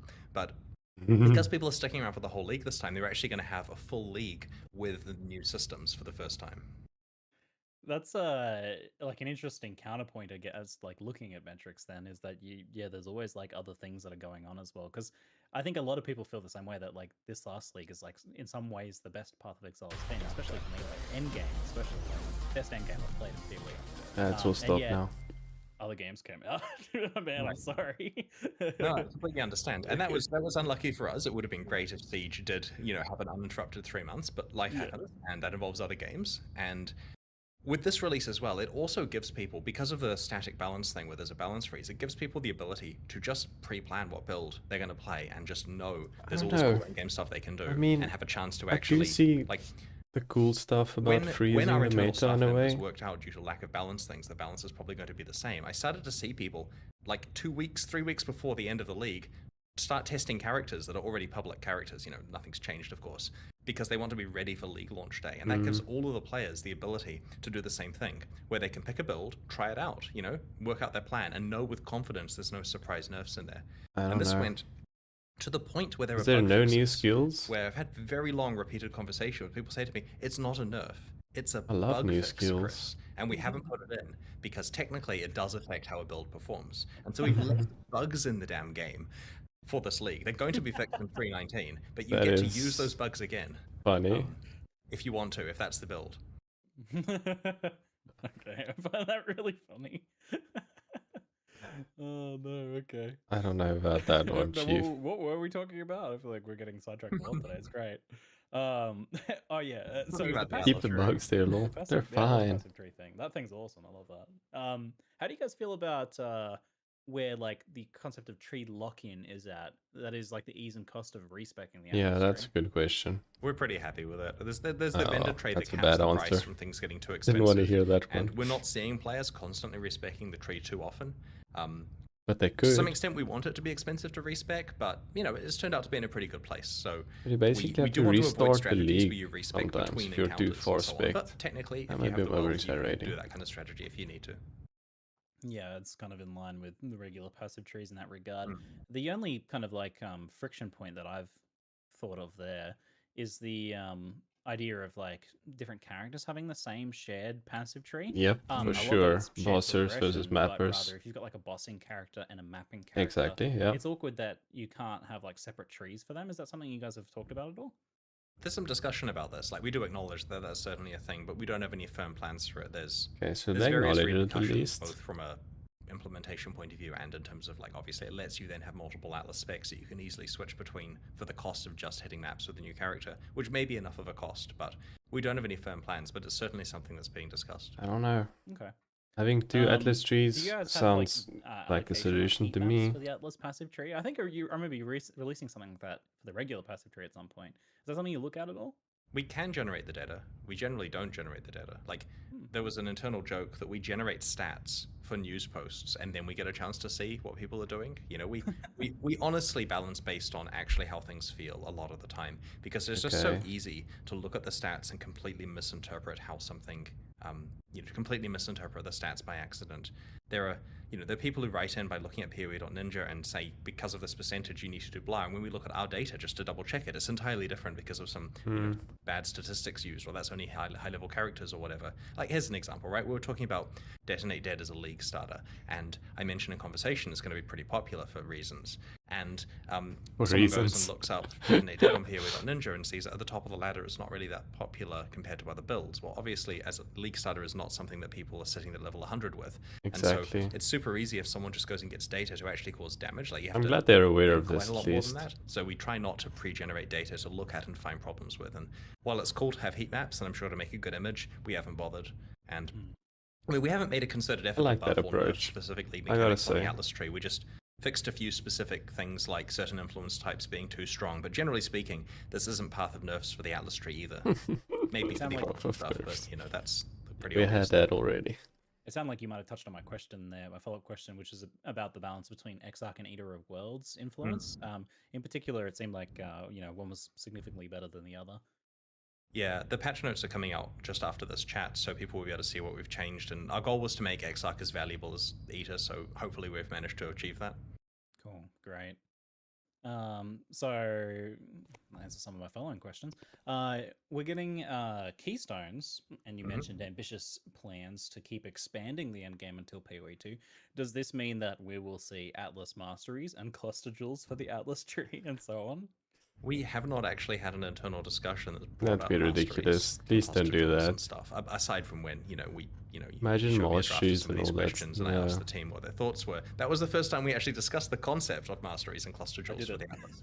So the intention is that we come up with things that make sense for it being an Atlas, which could be masteries and cluster jewels. Maybe those are great tools, right? But I don't know. We'd have to actually work it out based on what the Atlas needs at the time. I can see masteries. The cluster jewels one was like, I kind of added it as a joke. I'm like, oh, that's ridiculous. But then again, I don't know. I feel like it could happen one day, so we'll see. More seriously though, in what ways are you folks looking to expand PoE's already like massive endgame over this like period between now and PoE2? So you're probably going to see more player agency and more rewards for engaging with difficult content. There's kind of this thing where a Path of Exile player will get to the end game, and then they'll be like, I guess I'm done now. I've done my stuff, got my character finished. And the more stuff we can make it really clear of, actually, if you do this thing, you could get this reward. Like the challenges, for example, or these Uber Pinnacle fights. The more stuff we can dangle in front of you, the more time you will play. And maybe the more time you play, the more stuff you buy. And so this is like a business plan of give people more game. And that means more player agency, more rewards, more content. It's like old we have Delirium. a plan for actual in-game content we're going to roll out, and you'll see it in coming expansions. Like our goal is that we never have a live stream where we just say, oh yeah, the end game's fine, we left it how it is. Our goal is basically end game stuff, just accelerate, push, until PoE2 comes out. Well, the idea of like you guys. I don't know how I'm going to reach that, but sure. Didn't do anything. Yeah. Remember how people liked the no character balance? We also did no content. So here's a league reset, new ladder, 8-second live. No, there's going to be a lot of stuff. And to be honest, we're really excited that we get to work on the end game every league. Because previously we kind of had this policy of just touch it once a year and touch it in a big way. And it kind of did feel stale. And if you were to ask me what one of our biggest mistakes was we always come out with leagues that at least I find compelling, and they're generally pretty good. But when we leave the end game alone, people get to the end game, they've played the league, and then it's kind of just on faith that they keep playing, having some fun, but there isn't new stuff to do necessarily. So that's why we want to make sure there's new stuff to do when you get to the end for each of your characters all the time going forward. I think it's been a huge reason for PoE's success. I'm excited to see a more consistent role of endgame changes. Especially like I can agree. It gives the fact that PoE2 is coming, we have space because we know like, hey, the like early game experience is changing in a big way soon, so we can just focus on the end game. Feels kind of nice. We have a question from a lot of people in chat, kind of translated, which you kind of touched on a little bit, but with changes to the Atlas trees and like, for example, the monsters gain more life one, that would give builds like Detonate Deads. Detonate Dead a big buff. That's a good point. So has this been taken into consideration at all? That's a good point. Safe check. That specific point wasn't discussed directly, but we do understand that yes, the tree has changed, and that will change what builds you want to play, but they will work the way you expect, which is the key thing, right? Like, we're not saying the right build for 317 is the right build for 318. The goal is that people have to think and pick their build. There's new challenges that are very hard. There's new pinnacle bosses that are very hard. Answered the high that very Sentinel weirdly. where you can juice up these map bosses to be very hard is also very hard. Your 317 builds may not be the right ones. But if you take a 317 build guide, it will function. There is no like it will be overpowered. And the way there you may be answered incidental it. stuff that goes much further than just the fact that monsters can get more life if you spec a keystone, and that makes your detonate deads better. It does scale DD, right? Yeah. Okay, just checking that. Well, I mean, but the builds from who's last gonna time play will anything work as else? the I important part. guess. We are not saying that the best build from last time is the best build from this time. Well, So I you mean, must I am, think but before picking your build, but you can trust the build guides you're reading. If Erasers. it's something that's exciting, then play that one. That is an interesting, like refreshing kind of. I don't know. It feels refreshing that this time around. We'll break stuff in the future. Like we want a new meta in the future. We're not saying the builds stay this way forever. However, this time they do, and maybe, you know, if people like that, we might do it again in the future sometime if it makes sense. Just give me skill It's gems. weird because I don't know, like I feel like I should be always hungry for skill the new gems. changes to be excited about, but I don't know. I feel like relieved a little bit that there's not like a bunch of balance changes this time. So maybe it's Why? like an every now and then thing. It does seem right, but I guess we'll see how it feels after actually playing League. So those keystones that change the health and life, do they affect pinnacle bosses or just maps? They affect monsters in your maps, I believe. How does this technically work? Yeah, so that terminology typically just refers to the maps on the Atlas and Pinnacle bottoms. Yeah. Right. So yeah, in case Andrew wasn't loud, the maps on your Atlas are the ones affected by your Atlas tree when it's worded On like your that, and the Pinnacle Atlas. bosses are Okay, typically not that's a good maps on way the to Atlas. distinguish it. So the things that do affect pinnacle bosses are probably refer to them specifically. Yeah, there is like one keystone per Uber fight, which is pretty clear that it makes it really hard. Oh, and here's the thing, by the way. I don't know why there's ads not showing with playing. They'll stop now. Was that you have to have a cost for accessing there we in-game go. content. The reason why we made the map system where it consumes the map is so that there's a cost to trying. If you want to try a red tier map, it's going to cost you a lot, right? A whole red tier map. And the reason for this is because we found that players would play the hardest content of the game and then die and then be very angry and complain and quit. So typically, if you have high content, you have to gate it behind it being hard to get to, like the Simulacrum or blah, blah, blah. Mm-hmm. Problem is, here, the absolute hardest content is gated behind clicking a keystone. So there are people who are going to play the Uber fights who probably can't complete them. So it's not the case that you should allocate the keystone in order to have a normal Path of Exile experience. I can see that this is for going sure. to kill you, right? Like, I can see that you have for to be sure. really good at the normal Uber fight before the normal Pinnacle fights before it's worth allocating that keystone. So just get your regrets ready for unallocating that after you've seen how hard it is. It'll put like one of those warning labels on it. You have to tear off first before you gain So, access to the keystone. I can definitely see Warning, people this will only probably playing kill you. specific builds because it can handle We've the had Uber long, bosses. non-constructive arguments internally about whether this is technically Path of Exile's hardest content, where the answer is, of course it is, look at how hard it is. Or I've come up with a contrived example of some other stuff, but as an example, you know the Theod, for example, where it's got lots of bosses. It's probably on par with that, or a bit above, or a bit below, depending on the individual fight. But that's kind of the scale here. You don't just walk into that fight expecting it to be straightforward. No. So these are certainly the hardest, like, solo boss fights with just, like, you know, 1 or 2 bosses in them. Speaking of hard content, are the monsters from the new influence type seeing any changes? In particular, springing to my mind is the tentacle miscreations that appear about 80 of them at the same time and start shooting me all at the same time with tracking, heat-seeking bullets. So we nerfed the Burning Ground from one of the Eto World's alter mods that affects influence monsters. It was like a Burning Ground on death that's scale based on attack damage, and certain monsters had really high attack damage, so they had off the charts Burning Ground. That's been fixed. And we'll keep the tentacle miscreations as they are for you, Ziggy. No. Okay. Another Ziggy under the bus moment. Great, thanks. Okay. Oh no! I've been giving the 10-minute warnings. All right, let's go. So Arch Nemesis modifiers are replacing old Nemesis and Bloodline modifiers.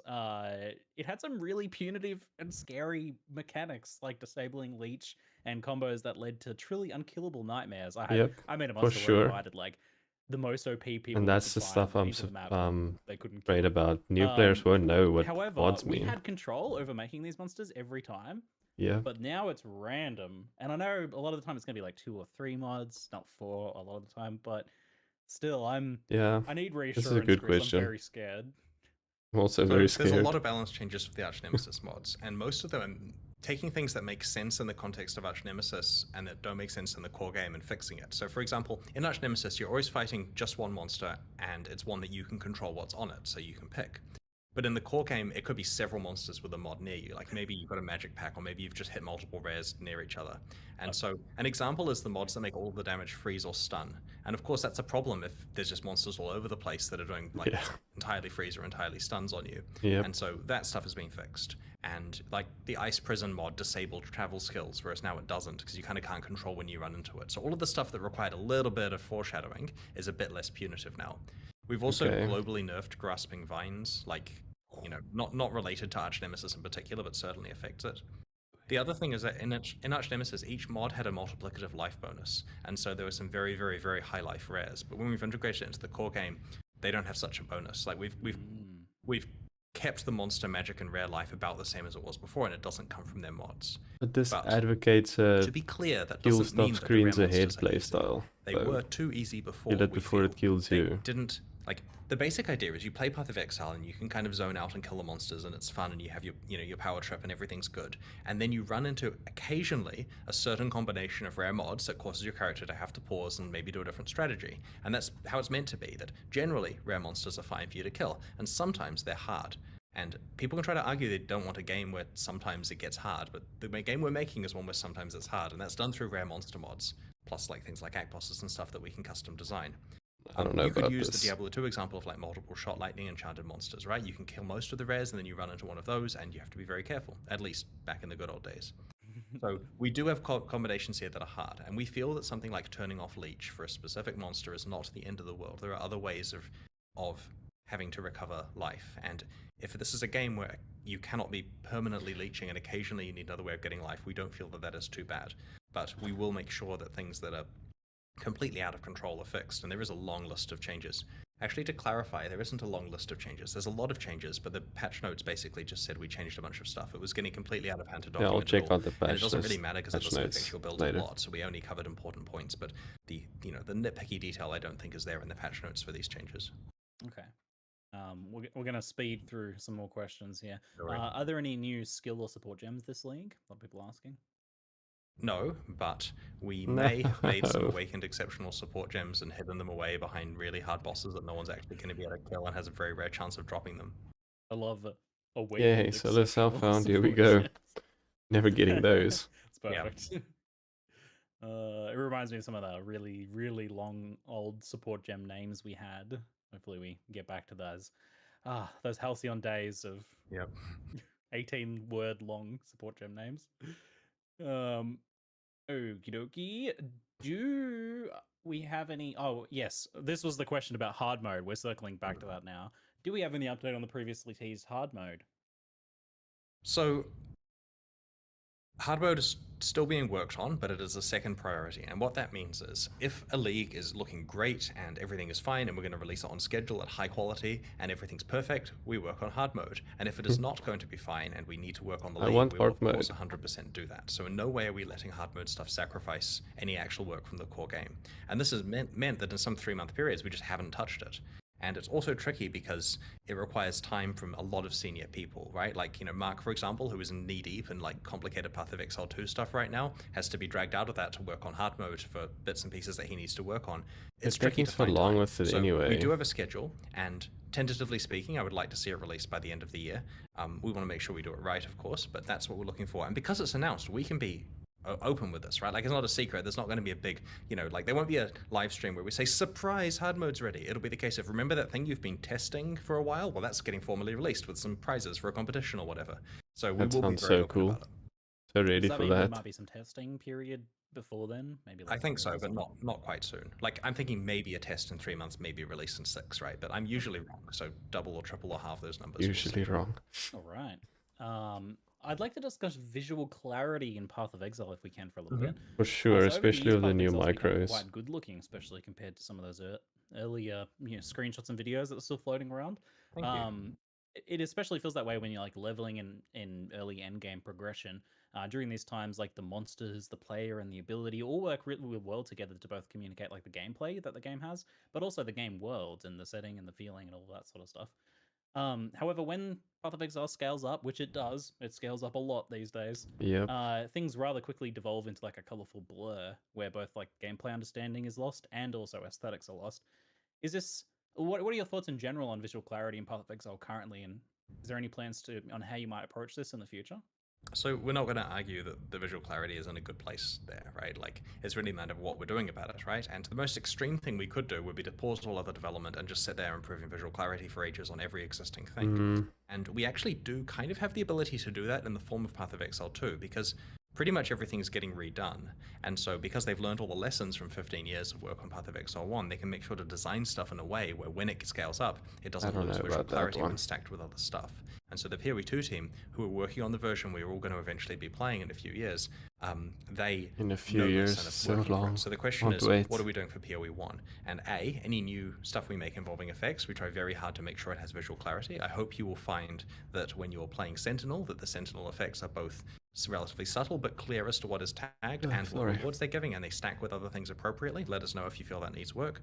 We make sure that new stuff that we make works well from a visual clarity point of view, and we do invest occasionally a bit of work in making sure that certain other old effects that are terrible from a visual clarity point of view are improved. But to be honest, a lot of the old PoE1 graphics get mostly thrown away when PoE2 comes out and replaces a lot of stuff. So, and by that I mean skills and so on. Like the campaign, yes, that will exist. Doesn't really help they work too much on it. And we will be playing with Path of Exile 2 skills on our Path of Exile 1 characters in the future. Yeah, I think that's probably the problem. Like, a lot of the new stuff has been really good. Yeah. But it kind of gets lost in the background of all the old stuff that really overwhelms it because it's... Good explanation. Glad to hear that it's something you guys are considering pretty strongly then moving forwards.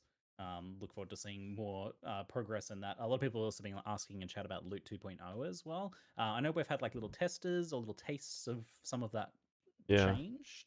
I think it's in a lot better place in terms now. of like Loot 2.0. There's a lot of axes here, right? So the first thing is hard mode is going to be good for people that really want no clutter. Like if they really just want it so that items are special when they find each one, they go play that. It's kind of perfect. The second thing is we have been doing things like reducing the number of times you find currency item and increasing the stack sizes, and basically working towards decluttering. And it's we also for sure have working. some experimentative changes related to decluttering, which were deployed months ago that no one has noticed yet, which is good. That means that it hasn't had an effect on the actual economy, and it hasn't had an effect on item drops to the point where people will notice, and we'll gradually continue to tweak that. It's mostly in the form of culling items that would never be picked up. And so, the better we get at that, the better it is. I just don't want players to feel that we're culling items that are valuable to them, because we're really trying very hard not to. And the basic goal is... I think they're doing good. I know we're going over time, but at the end of the day, there are two ways to declutter, right? Way number one is to leave the spam of rares and uniques that people are used to, right? This really rewarding thing where there's quite a lot of item dilution. Leave that in place because people like it, and to reduce clutter of other things, in which case at the end of the day, it's a big pile of yellow items on the ground. And I think we'd be lynched if we did a solution other than that, or to actually solve itemization issues with the game and say, look, rares should be special, blah blah blah. And that's what hard mode's for, right? We get it. A lot of people like the reward spam, and so because of hard mode, there will be a way where rewards are very, very, very precious, and they can play there if they want, in my opinion, superior experience. But baseline PoE will probably still not have substantial drop nerfs, at least during PoE 1. And then of course with PoE 2 we can look at what makes sense, knowing what players like, but also knowing how that game works. Awesome. Well, I've been giving the time warning quite aggressively, but just kidding. Thank you very much, Chris, for spending some time with us and answering some questions today. I'd appreciate it. You're welcome. Thanks for suggesting stuff. It's been a pleasure. We'll see you guys next time. All right. Much. At your release. I don't know, actually. Obviously, more PoE, super hype, always. They're not adding any new skills, and that's normally what I look forward to, is the skills. And trying the new build and stuff, but they haven't shown any of that. The next thing we need to do is read some patch notes, I guess. Supporter packs, anything else we need to check first? Content to check. Yeah, let's check the patch notes. Alright, let's do this. Not very long. And it's comments as well. Oh. Okay. Well, let's just see quickly. Okay, so we learned about the Challenge League. I'm not gonna read too much on that.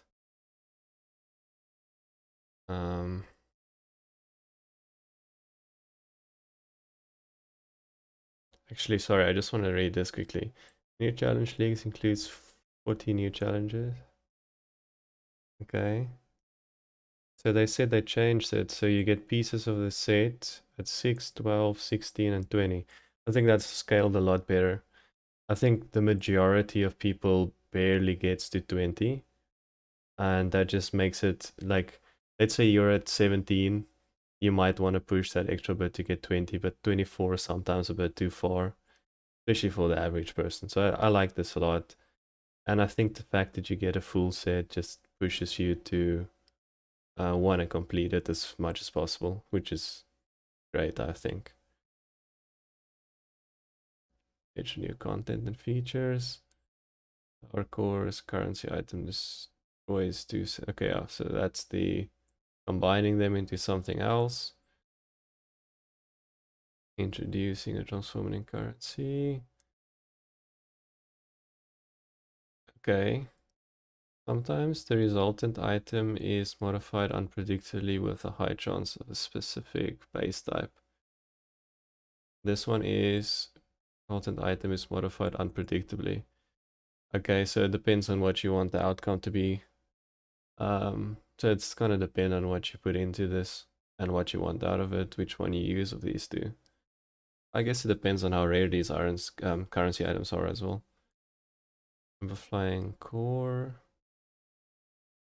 So this one is modified unpredictably with a higher chance of upgrading the tier.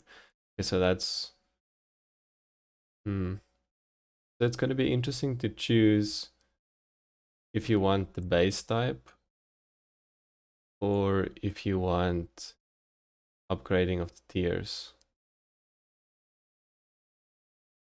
Okay. This would be such a cool currency item for normal items, like normal gear. Upgrading the tier of an item. I always want to do that. The only way I believe you can do it now is with Harvest. Rerolling likely to get the same modifiers. Sometimes there's item modified with a higher chance of new mods. So it's if you have trashy things to start with, I guess. I'm assuming that resultant item is modified unpredictably. Oh, okay, wait. Introducing weapon recombination. Currency items destroys 2 weapons or quivers. Okay. Sometimes the resultant item is modified unpredictably. So that's the one he started explaining. What keeping a base type and then some properties of both. Okay, it's like an Awakener orb, but obviously way different. They don't say this can't be used on influence items, so could make some pretty cool stuff with this. I wonder how rare this stuff's gonna be. So that's the same thing, just for armor, and this one is for jewelry, same as the other one.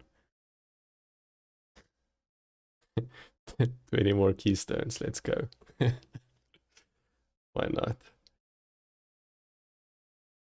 Unfortunately, this is the Atlas skill tree. I always like it when they add some new stuff to the game, but I haven't. So they added Awakened, Enhance, Enlighten, and Empower. I would like to see what those does. I'm assuming it's just going to add more levels or more Enhanced or more less Reservation, which, I mean, obviously it would be cool. 6 new uniques. Okay. As well as new variants of 4 existing unique items. Okay, do they show them to us or not? Doesn't seem like they do.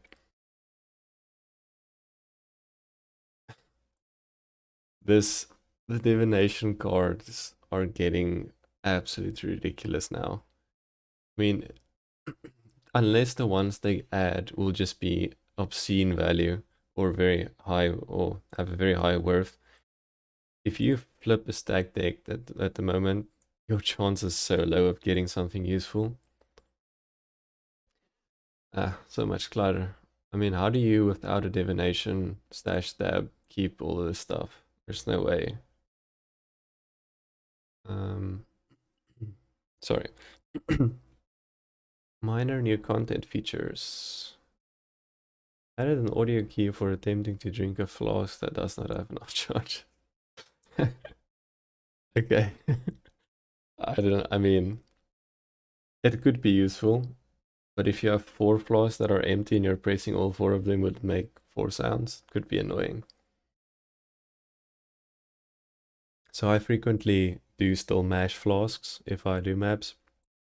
So I wonder if you have one that's empty, like let's say one that only has one use, that's how many charges it has, but the rest all have two, and you just piano flask through them. It could get annoying, depending on what the audio cue is, and if it's toggleable. Continue to incrementally improve the sound art. Okay, yeah, this is just strong PCs. Nemesis Challenges. Yeah, this one, I don't know about this one. Some of those Arch Nemesis mods were ridiculous, but I don't know. They said the monsters will be less tanky, so you could just mow them down without them attacking you, but some of those things were really, really tough to deal with, especially in combination, and they said that could have up to, what, 3? How many did they say? 2 mods? 3 mods? Oh, and a chance of finding with 4 mods. That's basically a fully fledged tier 4, if you put it that way. Arch Nemesis mob. That could be pretty crazy. I don't know about that. I don't know. I mean, I feel like they're moving towards a playstyle here, especially with the new cosmetics and stuff as well. We want to wipe out screens at a time, because there's going to be so much visual clutter and stuff. And with this, seems like the monster's going to be so strong. It seems so much better to just wipe out screens in advance than to fight them as they come. I don't know. I will see. I mean, it could be fine. They could have tuned it perfectly. It just, this to me feels scary, especially as someone who's planning to play solo Self-Found. I don't know if I'm gonna have enough damage to deal with this and survive. We'll see though. Magic monsters will only have 1. I wonder how Headhunter and the replica Headhunter will be affected by these things. Yeah. I mean, because some of the mods are just, you can leech, but you cannot be leeched from, and like I think that's a vampiric one. I mean, that could be cool, but it feels like Headhunter might lose out on a lot of damage this way. We'll see. I'm not gonna own a Headhunter this league unless I have super lucky RNG. Life and experience increased, item quantity and rarity are no longer primarily determined by the monster's rarity. Okay, these are now primarily determined by the type of modifier the monster itself. Interesting. A monster with a more or rarer modifiers will have more life, obviously. Increase item quantity and rarity and grant more experience. I wonder if you get, like, let's say all 4 of the rarest mods on a monster, if you'll actually be able to see the experience increase you gain from it versus just the normal rare with 2 mods or something.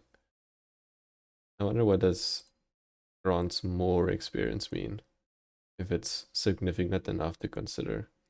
Because if the reason why I'm talking about this is because if you get one with 4 mods, right, you gotta decide, is it worth for me spending time to kill this rare? And depending on how much, let's include this as well, rarity, quantity, and experience you gain from it, you have to decide, is this worth my time, right? Or me risking my experience in softcore or dying in hardcore. Couch Nemesis modifiers are now able to be granted by character suits. Okay, yeah, okay. Inspired learnings and that sort of stuff. You are only able to have 1 instance of each modifier. Was that always the case with Headhunter? I don't believe it was, right? You could have multiple of the same with Headhunters. Pretty sure. So this is, yeah, potentially just a straight up nerf. I don't know. Depends on how it works out. It could be a mod I'm not thinking about that will make this very overpowered. Alright. Bloodlines and Nemesis removal. Removal? Okay. been removed from the core game. Okay, I mean, this didn't really affect me much. It added some quantity on some maps, that's all. Incorporated in the new modifier mod system, okay. The Snowbolt, Inferno Bolt, Nemesis have been incorporated into the Frost Strider and Flame Strider. Okay. What was the current or the Arch Nemesis, Frost, and Flame Strider again? I think it was the same thing, right?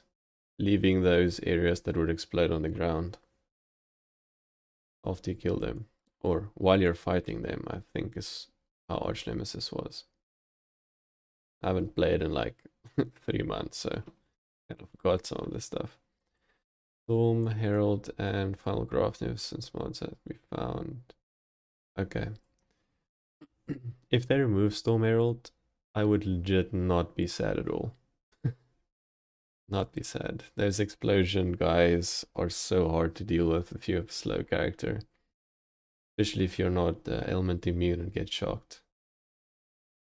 Union of Souls. Okay, what is this? Union of Souls. I remember that. Void Spawn. Havoc Soft. yes, all of this stuff. We incorporated into the Arch Nemesis modifier. Can be found on magic monsters. Okay, so you can't have rares, I guess, that have Union of Souls with magic monsters. Which is very cool, because otherwise, especially with the new mod pool, you'd end up with something ridiculously tanky and that would do so much damage. So that's good at least, but still, depending on what mod those magic monsters have, if it's only that one, if it's only like Union of Souls on magic monsters, then it's fine actually, which I believe is the case. Okay, I think this is fine. Alright, so let's see. My cat is chewing my earphone cables. Let me just stop him. Stop. Atlas passive skill tree changes. Am I gonna read all of this stuff? Didn't I have it? Okay, let me just scan through it. I don't want to read all of this stuff. Maps have 200 chance. Favorite, yes, we've seen that. So you have your favorite maps are more likely to drop. Maps cannot be modified by fragments, and then you get more chance to hit extra content. I mean, depending on what content you do, you potentially could have ran out of fragments, but usually is not the case. So I guess this main determination will be if you want this more content or more quantity, which content gives quantity. So it might just always be better to have this if you have a free skill point available. I don't know. Depends on what you want to do, I guess. Monsters deal less damage and have more life. Detonate Dead League, or because of this reason. I wonder if you take, which this is the other one. Monsters in maps deal more damage, less life. Okay, so it has 25% more damage, 25% less damage, so that evens out. Monsters have more life, less life. Okay, so you're just negative if you take both. I was just gonna say, I wonder what happens if you take both. So you're probably just worse off. But the more life and less damage could potentially be a thing that almost every hardcore player would go for. I mean, dying is the way to deal more damage later, right? And also to win the race. If you don't die, you win. Corrupted rare maps and Atlas missions. Okay, so that is getting a random scarab effect instead of the one you put in. 100% increase effect of small Atlas. That's the one I have no idea when you'll use unless you just want spawn chance of every single piece of content and don't care about the modifiers of those content. Grant nothing, 100% increase, back size per allocated notable. I mean, this could be cool. once again, if you take stuff that don't really want or don't really need to have too much spawn chance with the small notables, this one, to me anyway, looks a lot cooler if you're doing quantity. Big juice maps could be very cool. Yeah, again, it depends, but that one sounds more reasonable. Okay, then we have level 55, 85, sorry. Eater of Worlds, and then chance to drop additional Ichor. Exceptional Ichor. Okay, that's currency items, right? So you make it harder for more currency drops. The absence of, okay, similar thing. Wait, what is this? Currency items to be duplicated. I wonder how this equates mathematically, because depending on how this works out, it could be better farming the one than the other if you have one of these allocated. Just the effect of the 25 versus the 50. I don't know. I guess it'll depend on the economy as well. Maven's full power is unleashed. Yeah, I'm guessing this is through the gauntlet, which grants. Oh, sorry, I misread that. So it's level 85, so it's similar as the previous two, just for Maven. And then she drops elevated sextants. Guaranteed, it seems. Venarius. Full power is unleashed in the Cortex. Same thing, level 85. Drops 3 additional rare items with 3 less commons emphasized. That one could be really strong. Obviously RNG depending on which modifiers you get, but this one could be really cool. Yeah, you could get some real cool items this league if this takes off and a lot of people farms this. The Eye of the Storm says this Cyrus version. That's really strong. 20% to drop an Awakener support gem. What is it currently? Isn't there a skill on the Atlas passive that gives you like 10% or something? Or I don't know exactly what the wording is, but this seems real strong. I wonder if this is replacing that or adding to it. Yeah, that seems real cool. I might try and get this since I'm trying to probably play solo Self-Found. This could be my way of getting an Awaken gem. I might make a build around it if I get one finally on SSF that's useful. Okay, so they're not revealing the rest yet. What is this stuff? Oh, this is the one I was talking about. Okay, so they has 10% chance to drop support gem. It now grants 30% increased chance to drop Conqueror's Exalt. Huh. Interesting. This is the cool part to me though. 30% increased chance to drop a Conquered map. To me that's the cool part here. So it's more Conqueror farming. Could synergize well with this other one.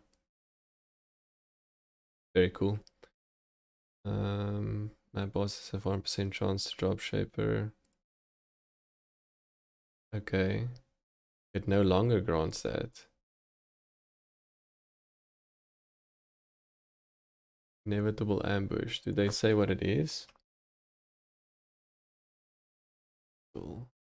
They don't say what it is, so I'm guessing it's one of these that's still coming. Unless it is already. I don't know. Can't get more info on this here, so we'll see what that does. But this, I like this personally. I liked farming Shaper. You always get the chance to get his hideout, because I don't have it yet, so it's always cool farming that. And then you get Uber Elder fragments to sell if you're in trade league, so that's cool. Fade into the Abyss no longer grants that. Okay, it's been moved to the bottom of the Shaper and Elder cluster on the passive tree. Okay. Boss now grants my boss has 3% chance to drop an Elder map. Okay, so they did this. So they buffed it. So they removed one that gives you 1% chance and gave you one that gives 3% chance. That's crazy. They're really zoning in on people that want to farm specific content, aren't they? Chance for an additional connected map to drop from map bosses. Okay.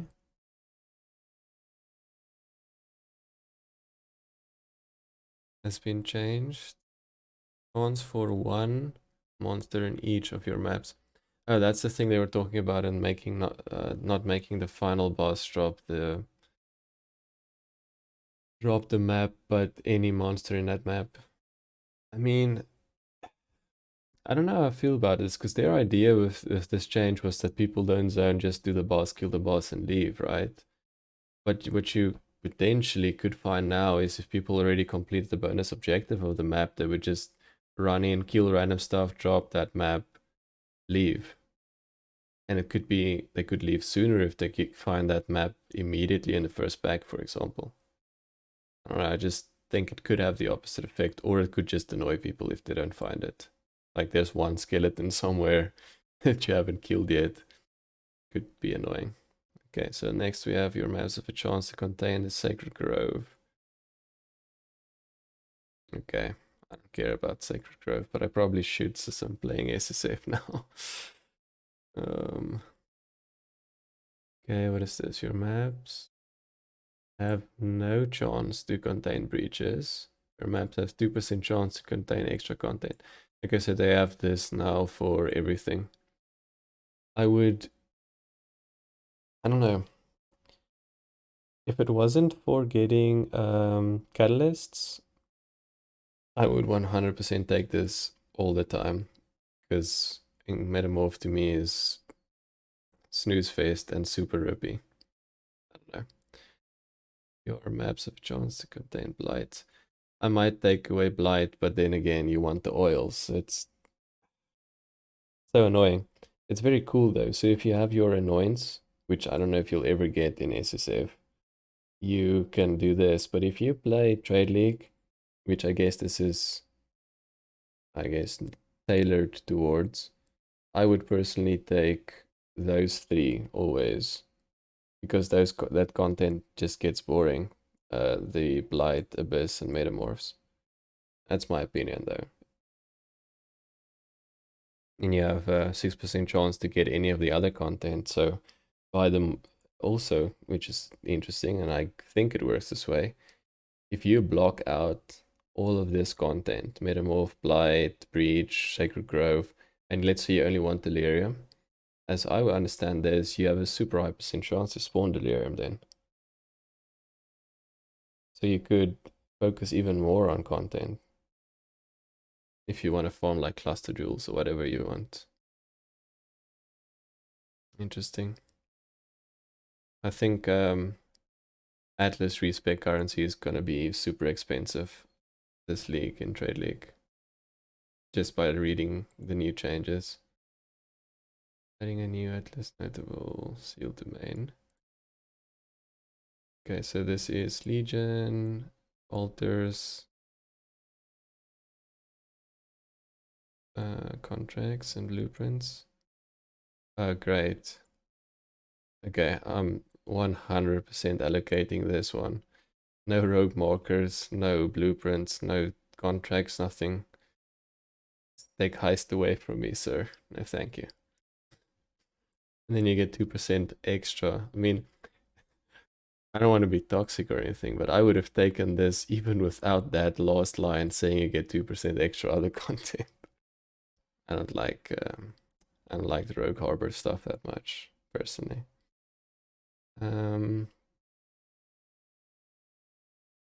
Trade embargo. Oh, it's expedition.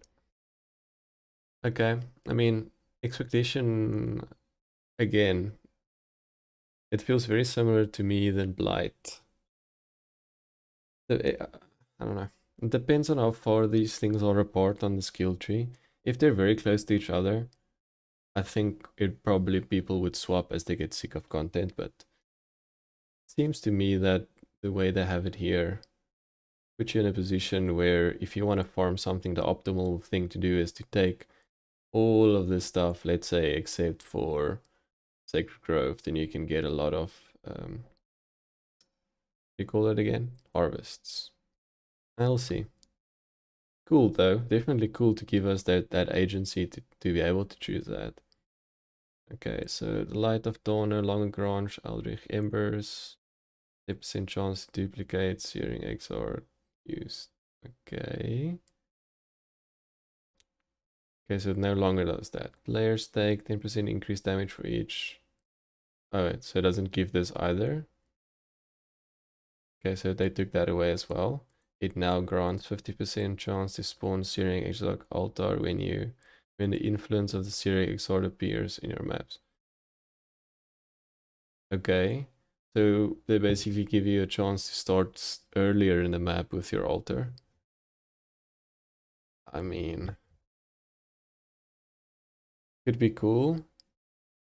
I don't know. It feels like a bit of a nerf if you're juicing your map though. We'll see. Okay, so influence monsters packs in the area of increased pack size. Okay, that granted. Sorry, I misread that. Are now found as either monster packs influenced by the Eater of World in your map have increased pack size or influence. So what did they do? They said maps and not areas, and they also made it count for both. Is that all they did? Yeah, right? It seems like it. They just put it both into the same thing and made the wording similar. I don't know. Unless there's something I'm not aware of that was an issue previously, that seems pretty generic to me. Shadow of Hunger now grants 50% increased chance to find Eater of World altars in your map, previously 50%. So they nerfed that. Updated various Atlas skills and stakes and modifiers descriptions to clarify and significantly apply to your maps. Clarify they specifically apply to your maps.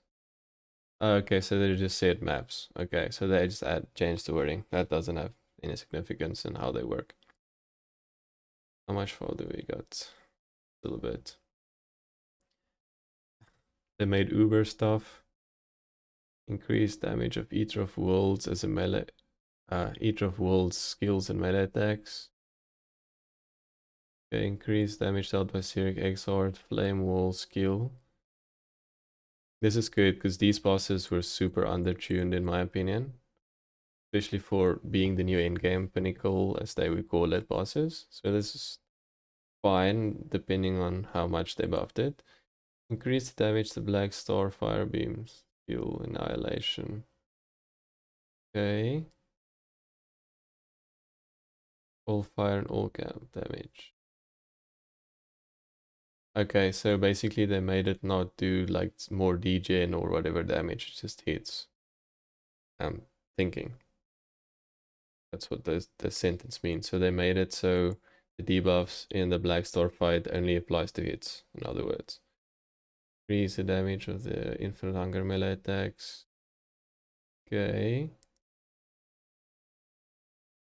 Okay, so they nerfed the monsters found in the Seething Grime, which is great because that zone is still a little bit of BS to me. Drop Forbidden Flesh, Forbidden Flame, unique items now, scales of map quantity. I don't know about that. So now you're incentivized to kill yourself against the boss, but it's good. I mean, I'm not complaining. It's just, it's good. At least it's good for Trade League because it's still basically impossible for solo self-found to get these, especially matching ones. The chance of Black Star and Infinite Hunger to drop the unique items now scales with map item quantity, similar thing. Now Greek altars have been rebalanced. Their downsides feel more impactful. I mean, I think this is fine because what I used to do is just click randomly. I just like have a quick scan over it and quick click and then go, basically. Hopefully I hit the right one. So I guess that's good. But then again, if you stand still in this game, you die. So we'll see. Hopefully it doesn't create a culture where people just skip them and continue on with the map. The Outreach Altar. I had trouble reading that word. Options as the scarab drop slain monsters have been to have a chance to duplicate has been replaced with a new option. Causes Divination Cards drop by slain enemies to have a chance to duplicate it.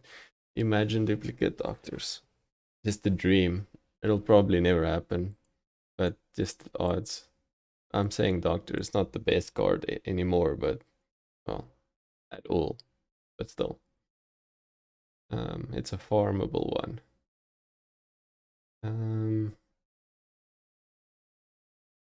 Okay, so they just nerfed Burning Ground basically. Specific to the object altars. Maven's Invitation, less common from maps, not witnessed by the mage. Okay, so you get less invitations from just generally spamming maps. You need to do new ones to get them, ones that's not been witnessed by Maven yet. And then you can buy them from Kirak. Okay. The Maven releases all bosses at once. Modifier can now roll under invitation. Okay, can no longer roll under invitations. That was a little bit too much though. You can't just let all the bosses come at you at once anymore. Temporal Elder Influence can now be applied to maps alongside either Sirik. Okay, so this is the thing that they added, that you can now add scarabs to already influence stuff, or on top of that add the Sirik Exarch or Eater of World influence to the map. So you could have 3 influences now, because it's going to be Conqueror, Shaper, or Elder, and then one of the Eater of World or Searing Exarch. So you got a 3 now. Yeah, could be pretty crazy, especially for just if you don't know what items you want, but you just want cool items with high item level to use as crafting bases. Shaper, Elder, and Conqueror influence and influence items will now be... Okay, so yeah, so this made sense, right? So they made it so you cannot get the influenced items in areas lower than 81, which is cool because you don't want them anyway as crafting bases. The majority of the time, though, there are exceptions, because most of the mods you want has their tier 1 in that high area levels anyway, so I think this is fine. Atlas and map changes. Okay, so they removed Doriani and Vinegar Square. Atlas passive skills. Okay, so they just moved their bonus to Infinite Hunger and Black Star. Doriani's Machinum can no longer be offered as a white or yellow map. Okay, so Kirak no longer gives it. And the chance of the maps to contain Delirium Mirror no longer increases by a small amount for each other league Atlas mechanic that appears in the area. Contain Mirror no longer increases by a small amount for each other league. Okay, I didn't even know that was a thing. So apparently the more league monsters you add, the higher chance you would have of getting a Delirium Mirror. Know that. Instead, maps and areas have an 8% chance to contain a Mirror of Delirium, with campaign areas from the torch. Okay. Alright. Okay, cool. So you get 8% flat now, which you can scale up from. That's good. I like that. Okay, operatives. Strong boxes can no longer draw polished scarabs in white maps. Gilded and wing scarabs in white or yellow maps. Okay, so they just moved the high value scarabs to higher tier maps. I guess people could just quickly farm low tier maps with magic finds and just add it to that of being the best way to play. Because there's no currency drawback in operatives, strong boxes. Shaper, Guardian, and Vault Temple maps are now affected by Sex's modifiers.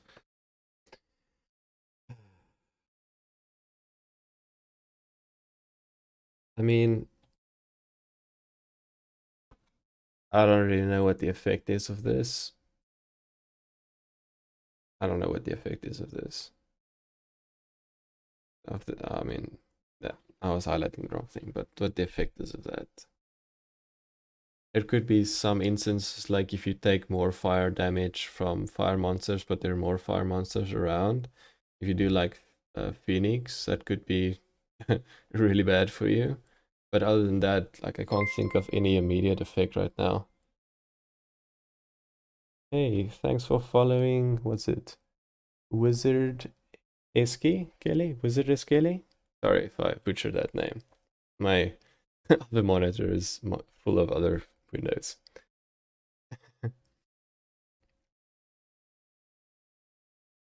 Scouting reports can now be found in the Paper Guardian and Vault Temple maps. I mean, that's just Kirac stuff, right? Kirac currencies. I don't think that really affects much.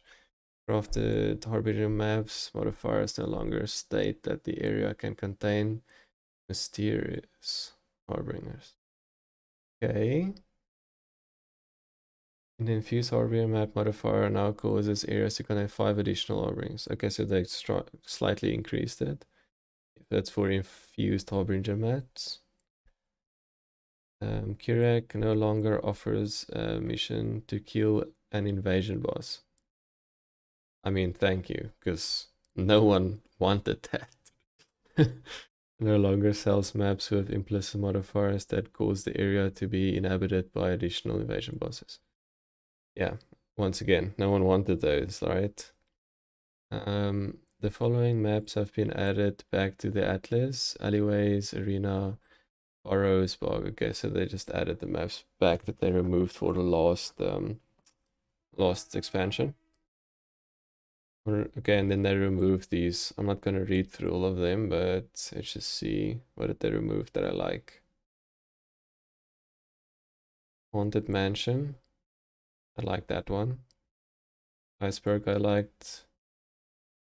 Didn't really care too much for the rest. And so they added back. What did I like here? Colonnade is pretty good. They added back. Crystal Ore can be decent depending on what character you play. Desert's decent. Fungal Hollow is pretty fun to me personally.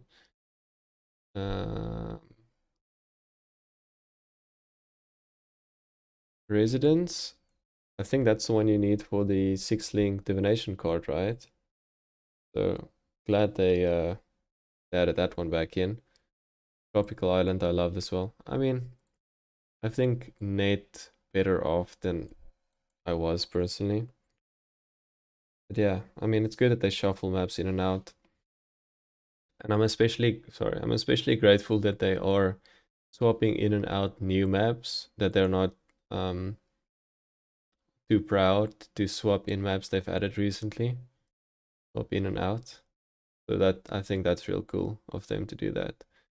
Map tiers and locations have been shuffled. Okay, sure.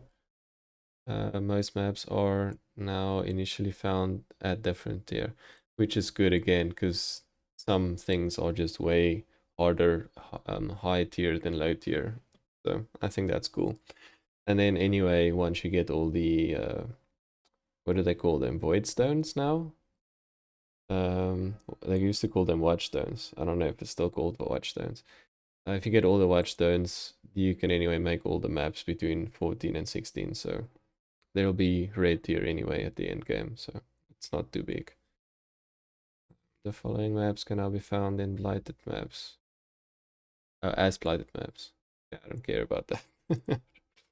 Some of the map bosses you are required to defeat to upgrade the Pantheon have changed, and as a result, as a result of the Atlas changes. Okay, basically the ones that you needed to complete to unlock your pantheons that fell into this pool was just changed to something else, is what that says. Crafting recipes that were previously unlocked in maps have been removed or now. Sorry, what am I reading? Crafting recipes that were previously unlocked in maps that have been removed are now found within other maps. Sorry, yeah. Took me way longer than it should have. This is the same thing. The maps that was removed, they just moved those recipes to some other place. I'm assuming they would still say, tell us where it is, but it's not that it's that important right now. You can always just Google it as you need them or something. Vol vessels found in a Vol temple map no longer have bonus chances to drop Vol temple maps. It's very funny to me that this is a thing they had to address. So I'm assuming they got into a situation where people spammed those maps. Moose Horizons, thanks for following, man. I find this very funny. Some divination cards have found new homes. This is good. I really hope they put some of the ones you want for SSF in good places. And I think they should actually in reality swap them around. This is my opinion though. I know a lot of people are against this. Swap them around more. Because for instance, residents, right? And everyone always used to farm residents in SSF to get a 6-link. I think, what is it that you get there? It's not changed at bind, right? Something else. But anyway, if you want a 6-link, you would normally farm residents, right? And if you play SSF every league, residents, farming can get a little bit painful. So swapping them around is pretty cool. But then again, you might have people that don't read the patch notes that spend all day farming a zone that no longer drops their div cards, and they'd be pretty mad about that. So this is a difficult one. All right, so next one. Price of protection. What is that? Can now drop in the wall side area of maps. What is this? I don't actually know what that is. Let's check. Oh, beauty. Oh, it's a whatever. It's a dev card for a map. Who cares?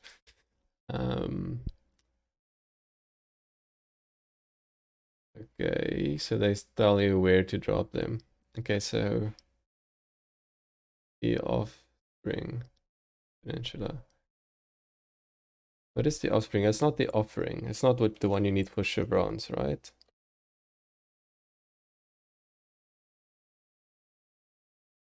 Oh, it's just Rafa's coil. Okay, cool.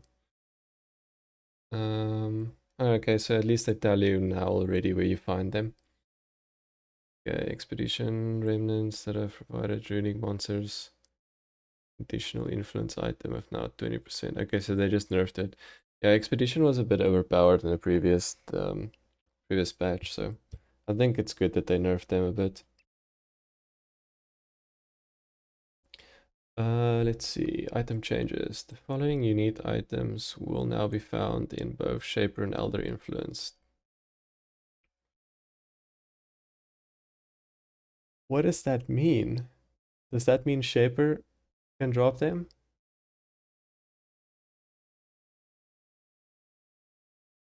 And what does both mean?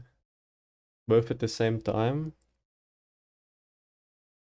Shroud of Eternity.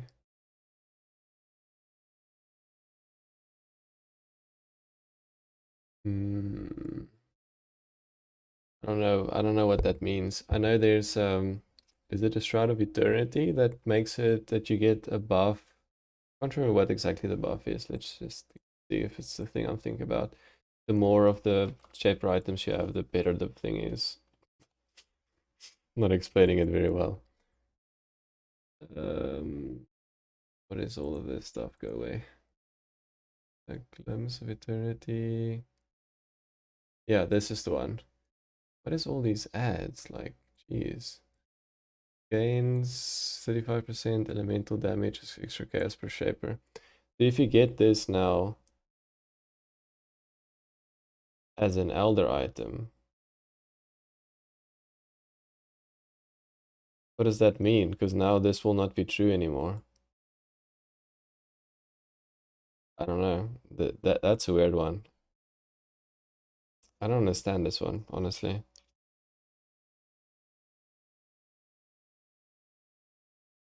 I think both means both, like have Shaper and Elder. Shaper and Elder influence. If they didn't have it worded so weirdly, if they said Shaper influence, it can have Shaper influence and it can have, I don't know how they would need to word it for me to understand it better, but I'm concerned about that. Let's put it that way. I don't know about this one, because if you drop the Eternal Shroud that's Elder, isn't it bricked now? Because you want it to be Shaper for this to work. I mean, that to work.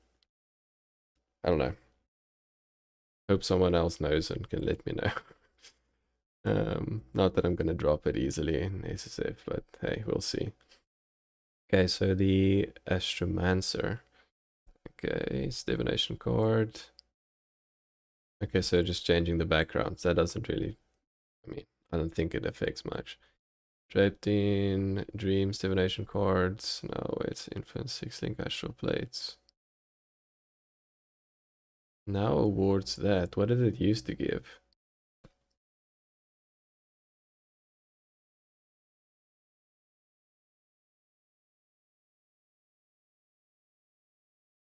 Why is it all of these ads on this website? Isn't it their official site? So crazy to me.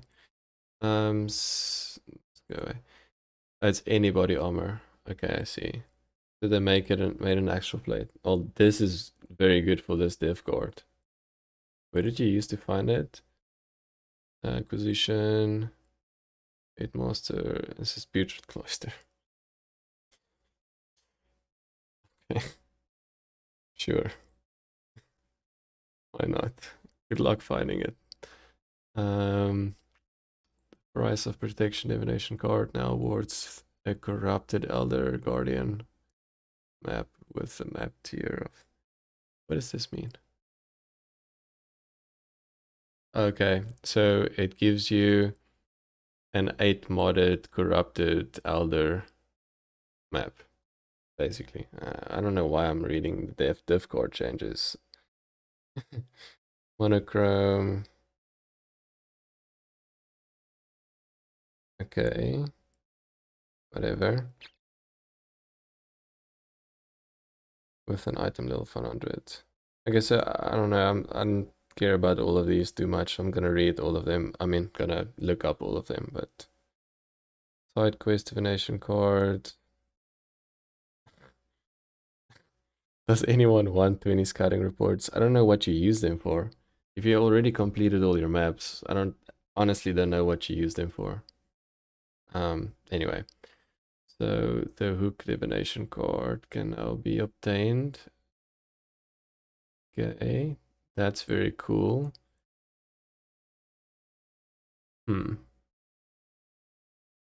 That's very cool. So that's a way to get a double corrupt gem without doing the, what's that thing called? Temple of Atsuatl? Cool. You could potentially get some crazy gambles from this card, depending on what the meta gems are. But can you get a Vol version of the gems? So let's say Vol skeletons, right? Could you get a 23, 21 Vol skeletons? I mean, it says corrupted. I don't know. Well, I guess we'll have to see what happens. How do you say these magical words? Bodies? I'm gonna say somebody. Somebody's wisdom can once again be obtained. That sentence read a lot easier. And now awards 30% item quantity. Okay. That's cool. So you get a 30% quality unique armor. Depending on what you get, that could be quite cool. Because I don't believe there's any way of getting something to 30 now, is there? Oh, it's Hillock. Hillock, when you do the mastermind, when he's the leader of the safe house. I think so. That's the only way. Anyway, the other way as well is doing corruption in Einar's what do you call this circle thing? Summoning circle? I don't know, whatever. But this is a way to do it without corrupting your thing, which is cool. Update the description of the mission divination card to clarify it awards a Harbinger piece rather than a Harbinger fragment. Okay, makes sense. Because a Harbinger fragment could be a currency fragment. Makes sense. Updated the art of Silence of Frost, Divination card, whatever. I've never really looked at divination art, so. Updated the reminder text on the Orb of Conflict to clarify it can only be used on non-unique items. Okay. Sure. Okay, monster balance changes, Crouching Vines, they said they nerfed.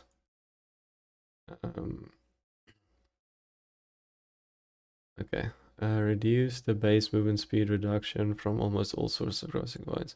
So this was really annoying if you did a very slow movement speed build and you had Maven on a boss that you don't want to move around in a lot.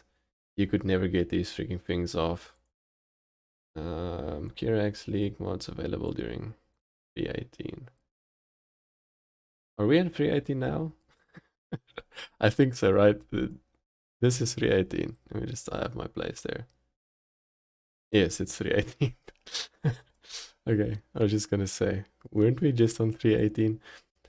Fortune favors the brave, breaches, anarchy, nuisance, domination, and more harvested there. 16, it's, man. Poor SSF people who just want some cluster jewels, right? Anyway, I guess it makes sense for Trade League. It's kind of. But then again, if you want that, it's always better to take this. Fortune favors the brave. Like, always better. Let's see. 1, 2, 3. So there's a 3 in 7 chance that you break even or just one below in cost worth, just going on chaos cost. And then with these, you obviously go way higher in terms of you get what you pay for. I mean, it's 8, right? 8 times, no, not 8, it's yeah, 6 ish. Doesn't divide properly. Yeah, I think it's mathematically makes sense to, if you want to form delirium, do fortune favors the brave, unless you have the raw currency.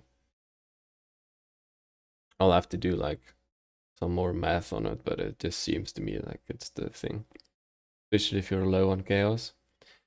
Alright, so user interface changes, added options to the hideout decoration.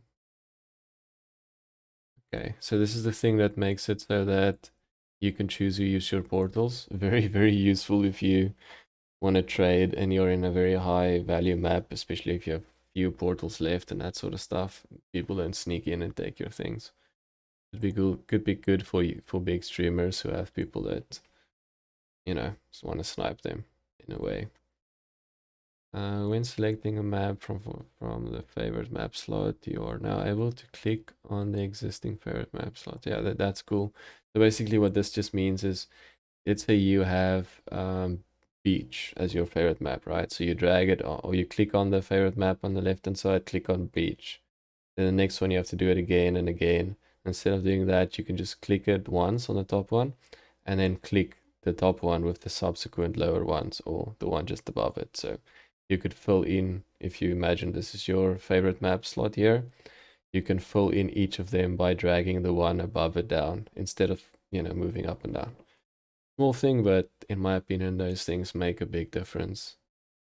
Especially if you want to swap favorite maps around, if you're farming specific things. It's good for longevity of players, these sort of things. Oh, player retention is the word. Okay, so Vault Temple map and some unique maps we found in the Atlas now of their map stash tabs. So it's hidden by default. Okay. Why would does anyone know why this is useful?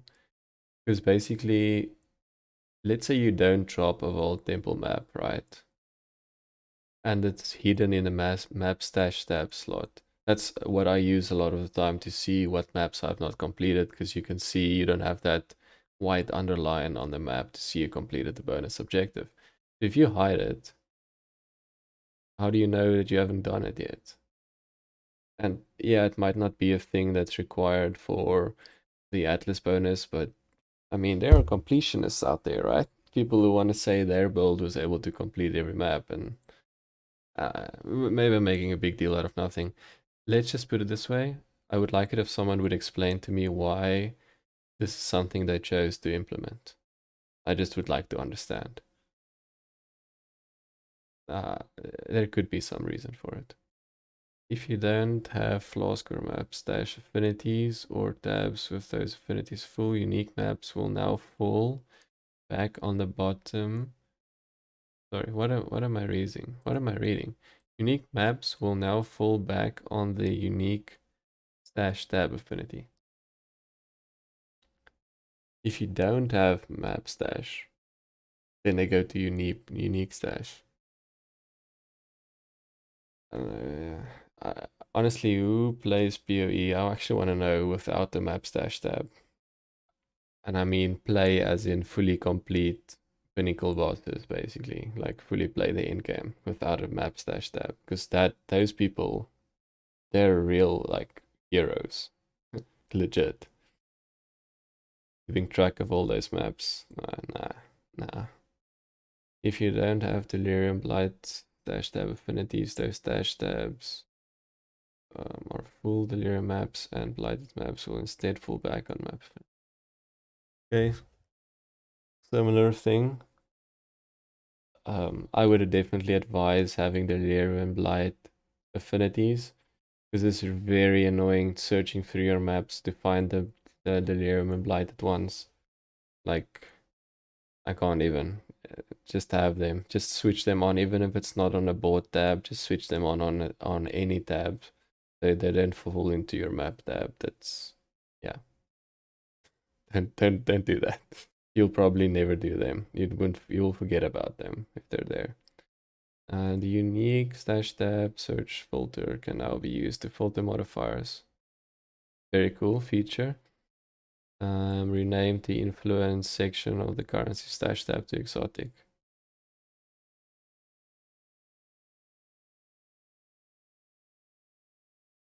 Cool, makes sense, because technically it's not an Awakener orb, I think, or an Conqueror Exalt, maybe, I don't know, whatever. Tweak the display of various currency items in the default loot filter. Is anyone gonna play with the default loot filter now? Did GGG just convince you? Would like to know if that's gonna be a thing. More user interface changes and quality of life improvements. Okay, whatever. They're still gonna reveal them. Controller support. Basically, you can play PoE with the controller now. I might try it just for the lols, but I can't see how you can enjoy that. There's just too much clicking and dragging and, you know, crafting with currencies from different places. It's can't see how that can be fun. Almost done. Bug fixes, infinite hunger stuff. Do I want to read this? Fixed crashes and things and stuff, whatever. Really hope you enjoy Path of Exile Sentinel. So do I. Thanks for your support. Well, thank you for your support as well. Alright, so that's it. That was very cool. What's the highlights here? There's no new skill gems, no new changes to the basically the meta, no meta changes. They changed, this is to me a big thing, the way that the challenge rewards works. You get challenges more frequently at more frequent intervals, and I think it's going to be better for more casual players. You get the new currency stuff for the new league that they explained here. More rare monsters will now have Arch Nemesis mods instead of the mods they used to have. which will be very interesting to see how that works out. I think it's going to be a bit overpowered, but we'll see. A lot of new keystones and stuff changed on the Atlas tree. They made it a lot easier to farm specific things, depending on what you want to farm. For example, you want to farm Elder, or let's take Shaper for example, you can now allocate stuff that makes it a lot more likely to drop. Where's that? Not this one. 1%, 3%. They changed this. Map has a 3% chance to drop Elder map, and map has a 3% chance to drop Shaper maps. This will be great for having if you want to farm like Uber Elder and stuff, or just Elder, or just Shaper. And then also the other big thing for me anyway is that you can block certain of the, what's the word, certain content, and then you can have increased chance of all the other content. So you can technically force, let's say you want to force let's use harvest. You want to force harvest really badly, you can just take all of this. Then you have 1, 2, 3, 4, 5, 6, 7, 8%, or 8 times 2, 16% increased chance to get harvest on top of everything else you can get on the passive skill tree. Could be very cool. Something else I want to mention is the fact that you can choose to either have more life on monsters and have them deal more damage, or you can do, you can have less damage dealt by them, make them more tanky, like more health, or you can make them deal more damage and be less tanky. But this to me seems overpowered for Detonate Dead, so just putting that out there. In-game content, they added pinnacle bosses, so Ubers. That's what they're basically saying. So we'll see how strong those are, but there are some pretty cool influences to them. And then they changed it so you can only get influenced items from item level 81 onwards, which could be interesting. Don't know. Is there anything else? Swap maps around, change where dev cards are found, removed Doriani's Machinarium and Vindico Square completely, it seems. Change some dev cards again. Nerfed Grasping Vines in general.